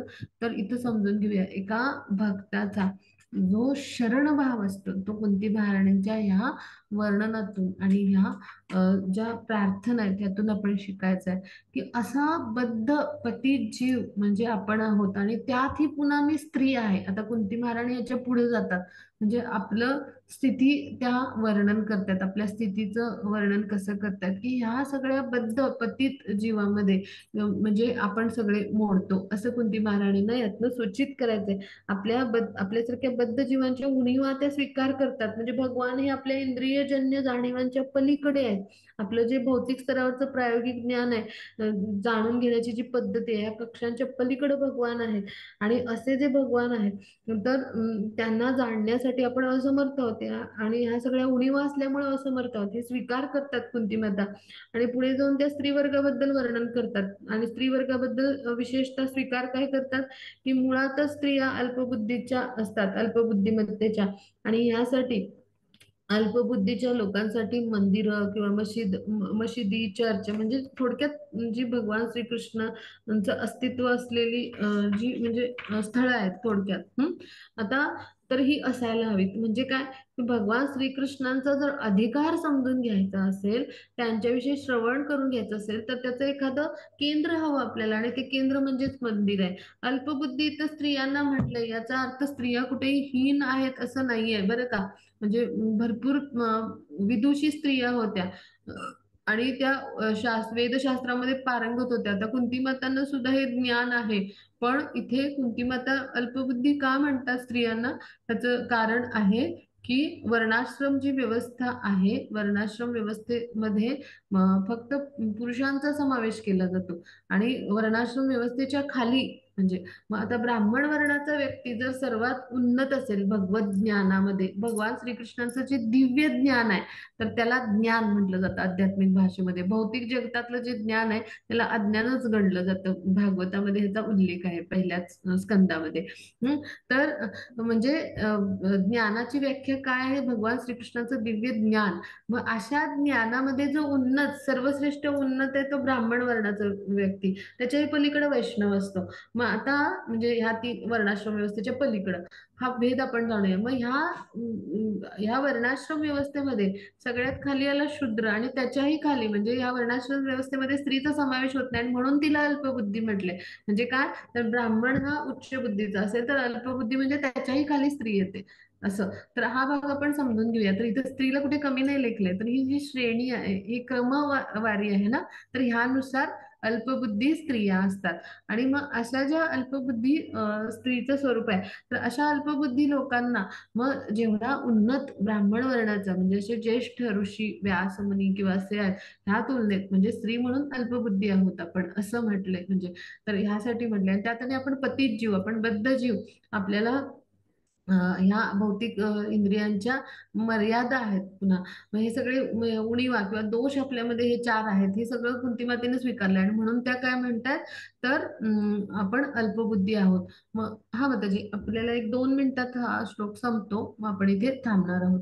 तर आता इथे असे जे आहेत म्हणजे श्रीकृष्ण, तर त्यांचा अधिकार समजून घेण्यासाठी मग आपल्यासारखे अल्पबुद्धी लोकांना काय करायला लागेल, तर असं एखादं केंद्र लागेल की जिथं भगवान श्रीकृष्णाविषयी आपण समजून घेऊ, त्यांना श्रवण करू, म्हणजे त्यांच्याविषयीचं ज्ञान समजून घेऊ, त्यांच्या लीला कथा समजून घेऊ, त्याचं श्रवण करू आणि त्यांचा अधिकार जो आहे असा तो समजून घेण्यासाठी काय करायला लागेल, तर असं मंदिर हे केंद्र आहे. म्हणजे असं मंदिर एखादं.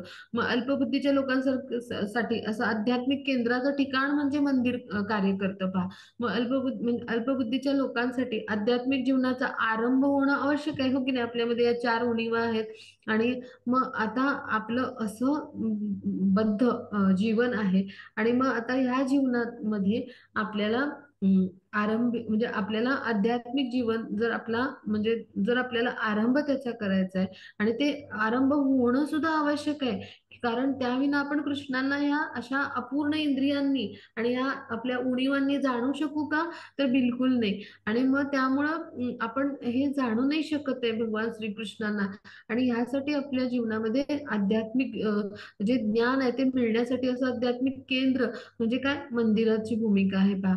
मग अल्पबुद्धी लोकांसाठी असं जे आध्यात्मिक जीवनाचा प्रारंभ करणारं केंद्राची आवश्यकता म्हणजे जी आहे, तर त्यासाठी मंदिर किंवा ही प्रार्थना स्थळ जी आहे ते असायला हवीत.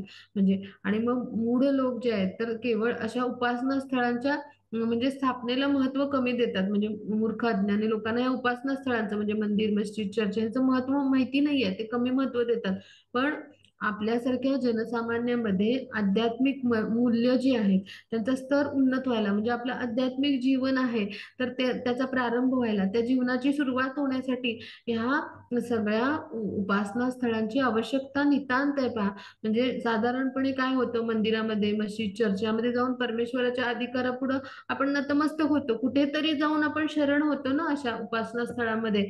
मग हे एका प्रगत भक्ताला म्हणजे जे आहे तर हे माहिती असतं. पण भगवान श्रीकृष्ण जे आहे तर म्हणजे त्यांच्या कृपेने प्रगत भक्ताला म्हणजे भगवान श्रीकृष्णांच्या म्हणजे सक्रिय सेवेद्वारे म्हणजे काय होतं की चिंतन करणं जेवढं लाभदायक आहे तसं अल्पबुद्धीच्या स्तरावरील लोकांना हे एखाद्या अशा मंदिरामध्ये जाऊन आध्यात्मिक स्तरावर उन्नत होण्याचे प्रयत्न करणं तितकंच लाभदायक असतं. म्हणजे काय की पहा, एखादा उन्नत भक्त जो असतो तो भगवान श्रीकृष्णांच्या भक्तिमय प्रेममय सेवेमध्ये स्वतःला गुंतवून ठेवतो, रममाण ठेवतो आणि तो त्याद्वारे काय करतो, सतत भगवान श्रीकृष्णांच्या चिंतनामध्ये राहतो. तर त्याच्यासाठी ते लाभदायक असतं, त्याद्वारे त्याची शुद्धी होत असते. तसंच मंदिर जे आहे तिथे जाऊन तिथं आपण आध्यात्मिक जीवनाचा आरंभ करू शकतो. भक्तांचा संघ, शास्त्रांचा अध्ययन, अर्चविग्रहांची सेवा, भगवान श्रीकृष्णांची विविध प्रकारे सेवा, प्रमाणित आध्यात्मिक गुरु किंवा मार्गदर्शक गुरु असल्याला ते भेटतात. त्यांच्या मार्गदर्शनाखाली आपण काय करू शकतो, भक्तिमय प्रेममय सेवेचे प्रयत्न करू शकतो. जिथं नतमस्तक होता येईल आपल्यासारख्या अल्पबुद्धी लोकांना असं एखादं ठिकाण हवं ना. तर ते ठिकाण म्हणजे काय, मंदिर आहे आणि तिथं अर्चा अवताराच्या स्वरूपात म्हणजे भगवान स्वतः उपस्थित असतात. आणि हे मंदिरांचं महत्व आहे आपल्या जीवनामध्ये. म्हणजे आपली मंदिर संस्कृती जी आहे, वैदिक संस्कृतीचं कारण आहे म्हणजे आपल्यासारखे जे अल्पबुद्धी पतित बद्ध जीव आहेत कलियुगामध्ये, तर ह्या सगळ्यांसाठी आपल्याला मोठ्या गाड्या आणि मोठे बंगले आणि मोठ्या शैक्षणिक संस्था आताच्या आधुनिक काळातल्या की जे अद्ययावत ज्ञान देतील ह्याची आवश्यकता नाही आहे, एका मंदिराचीच आवश्यकता आहे पहा. आणि असं मंदिर निर्माण आपल्यासाठी होत आहे, ही केवढी मोठी भगवत कृपा आहे पहा. इस्कॉन बेंगलोरच्या वतीने आपल्यासाठी असं मोठं भव्य मंदिर निर्माण झालंय. आपले जे प्रेसिडेंट आहेत आपले जे परमपूज्य आहेत नमनिष्ठ दास प्रभूजींच्या माध्यमातून झालंय आपल्यासाठी. आणि हीच कृष्णांची आपल्यावर मोठी कृपा आहे पहा. हीच गुरु महाराजांच्या रूपात आपल्यावर कृपा आहे पहा. गुरु महाराजांच्या आदेशानुसार ते निर्माण झाले पहा, मंदिर निर्माण. आणि त्यांच्या मार्गदर्शनानुसार आपले जे नमनिष्ठ दास प्रभूजी आहेत ते मंदिर निर्माण करत आहेत. आणि लवकरच आता त्याचं काय होणार आहे, उद्घाटन होणार आहे भव्य असं. म्हणजे ही सुद्धा आपल्यावर श्रीकृष्णांची मोठी कृपा आहे. आणि असं मंदिर हे काय असतं, आपल्या आध्यात्मिक जीवनाला म्हणजे जीवनाचा प्रारंभ करणारं केंद्र असतं. आणि म्हणून अशी उपासना स्थळं असायला हवीत पहा. आणि तिथं जाऊन आपण नतमस्तक होता आलं पाहिजे आणि तिथं आपल्या आध्यात्मिक जीवनाचा आपण श्रीगणेश करू शकलो पाहिजे. आणि त्याद्वारे आपण उन्नत आपल्यासारख्या पतित अल्पबुद्धी लोकांना म्हणजे व्यासमुनींनी काय लिहिलंय भागवतामध्ये, तर जे कलियुगातले लोक आहेत ते कसे आहेत, अल्पबुद्धी अल्पमेध अल्पायू आहेत. मग आपल्यासारख्या लोकांसाठी मंदिराची नितांत आवश्यकता आहे. या भौतिक सगळ्या आधुनिक आपल्या इंद्रिय तृप्तीच्या म्हणजे ज्या आवश्यकता आहेत त्या पूर्ण करण्यासाठीच्या म्हणजे बाह्य शिक्षण आपल्याला देण्यासाठीची जी सगळी विद्यापीठं आणि ज्या सगळ्या गोष्टी आहेत किंवा बाह्य शिक्षण देणारे केंद्र आहेत, ह्यापेक्षा एका मंदिराची आजच्या कलियुगामध्ये प्रत्येक ठिकाणी जिथं जिथं मनुष्य वसाहत आहे तिथं आवश्यकता आहे पहा. आणि हेच भागवतातून आपण शिकलो पहा. कुंती महाराणीच्या प्रार्थनेतून आपण हे शिकलो, मंदिराचं महत्व काय आपल्या जीवनामध्ये आणि आपण कसे पतित जीव आहोत आणि शूद्रातिशूद्र आपण कसे जीव आहोत. आणि त्यात पुन्हा आपण स्त्री देहात म्हणजे जीवात्म्याला हा स्त्री देह आहे, मग त्याच्या काय मर्यादा आहेत हे आपण जाणून घेतलंय प्रार्थनेतून. आणि इतक्या सुंदर प्रार्थना, इतके उच्च कोटीचे भक्त असून त्या करतात पहा. मग हेच खऱ्या वैष्णवाचं लक्षण आहे पहा. तो स्वतःला काय म्हणतो, शूद्रातिशूद्र मानतो भगवान श्रीकृष्णांच्या समोर, सगळ्या वैष्णवांसमोर. आणि तो अत्यंत नम्रतेने आणि सहनशीलतेने असं आपलं आचरण करून सगळ्या वैष्णवांची, सगळ्या वैष्णव भक्तांची, त्याचबरोबर भगवान श्रीकृष्णांची पण सेवा करतो पहा. मग हे आपण कुंती मातेच्या या प्रार्थनेतून शिकलो. आता कोणाला काही शंका असेल तर विचारूया. मग त्याची रेकॉर्डिंग स्टॉप करूया. खूप सुंदर प्रार्थना आहेत आणि खूप त्याला मतितार्थ खूप त्याचे सुंदर आहेत. म्हणजे ते आपण शांतपणे हळूहळूच आपण अभ्यासणं आवश्यक राहील. आता जी रेकॉर्डिंग स्टॉप करूया. हरे कृष्ण माताजी. हा, एक मिनिट माताजी. कुमुद माताजी रेकॉर्डिंग जर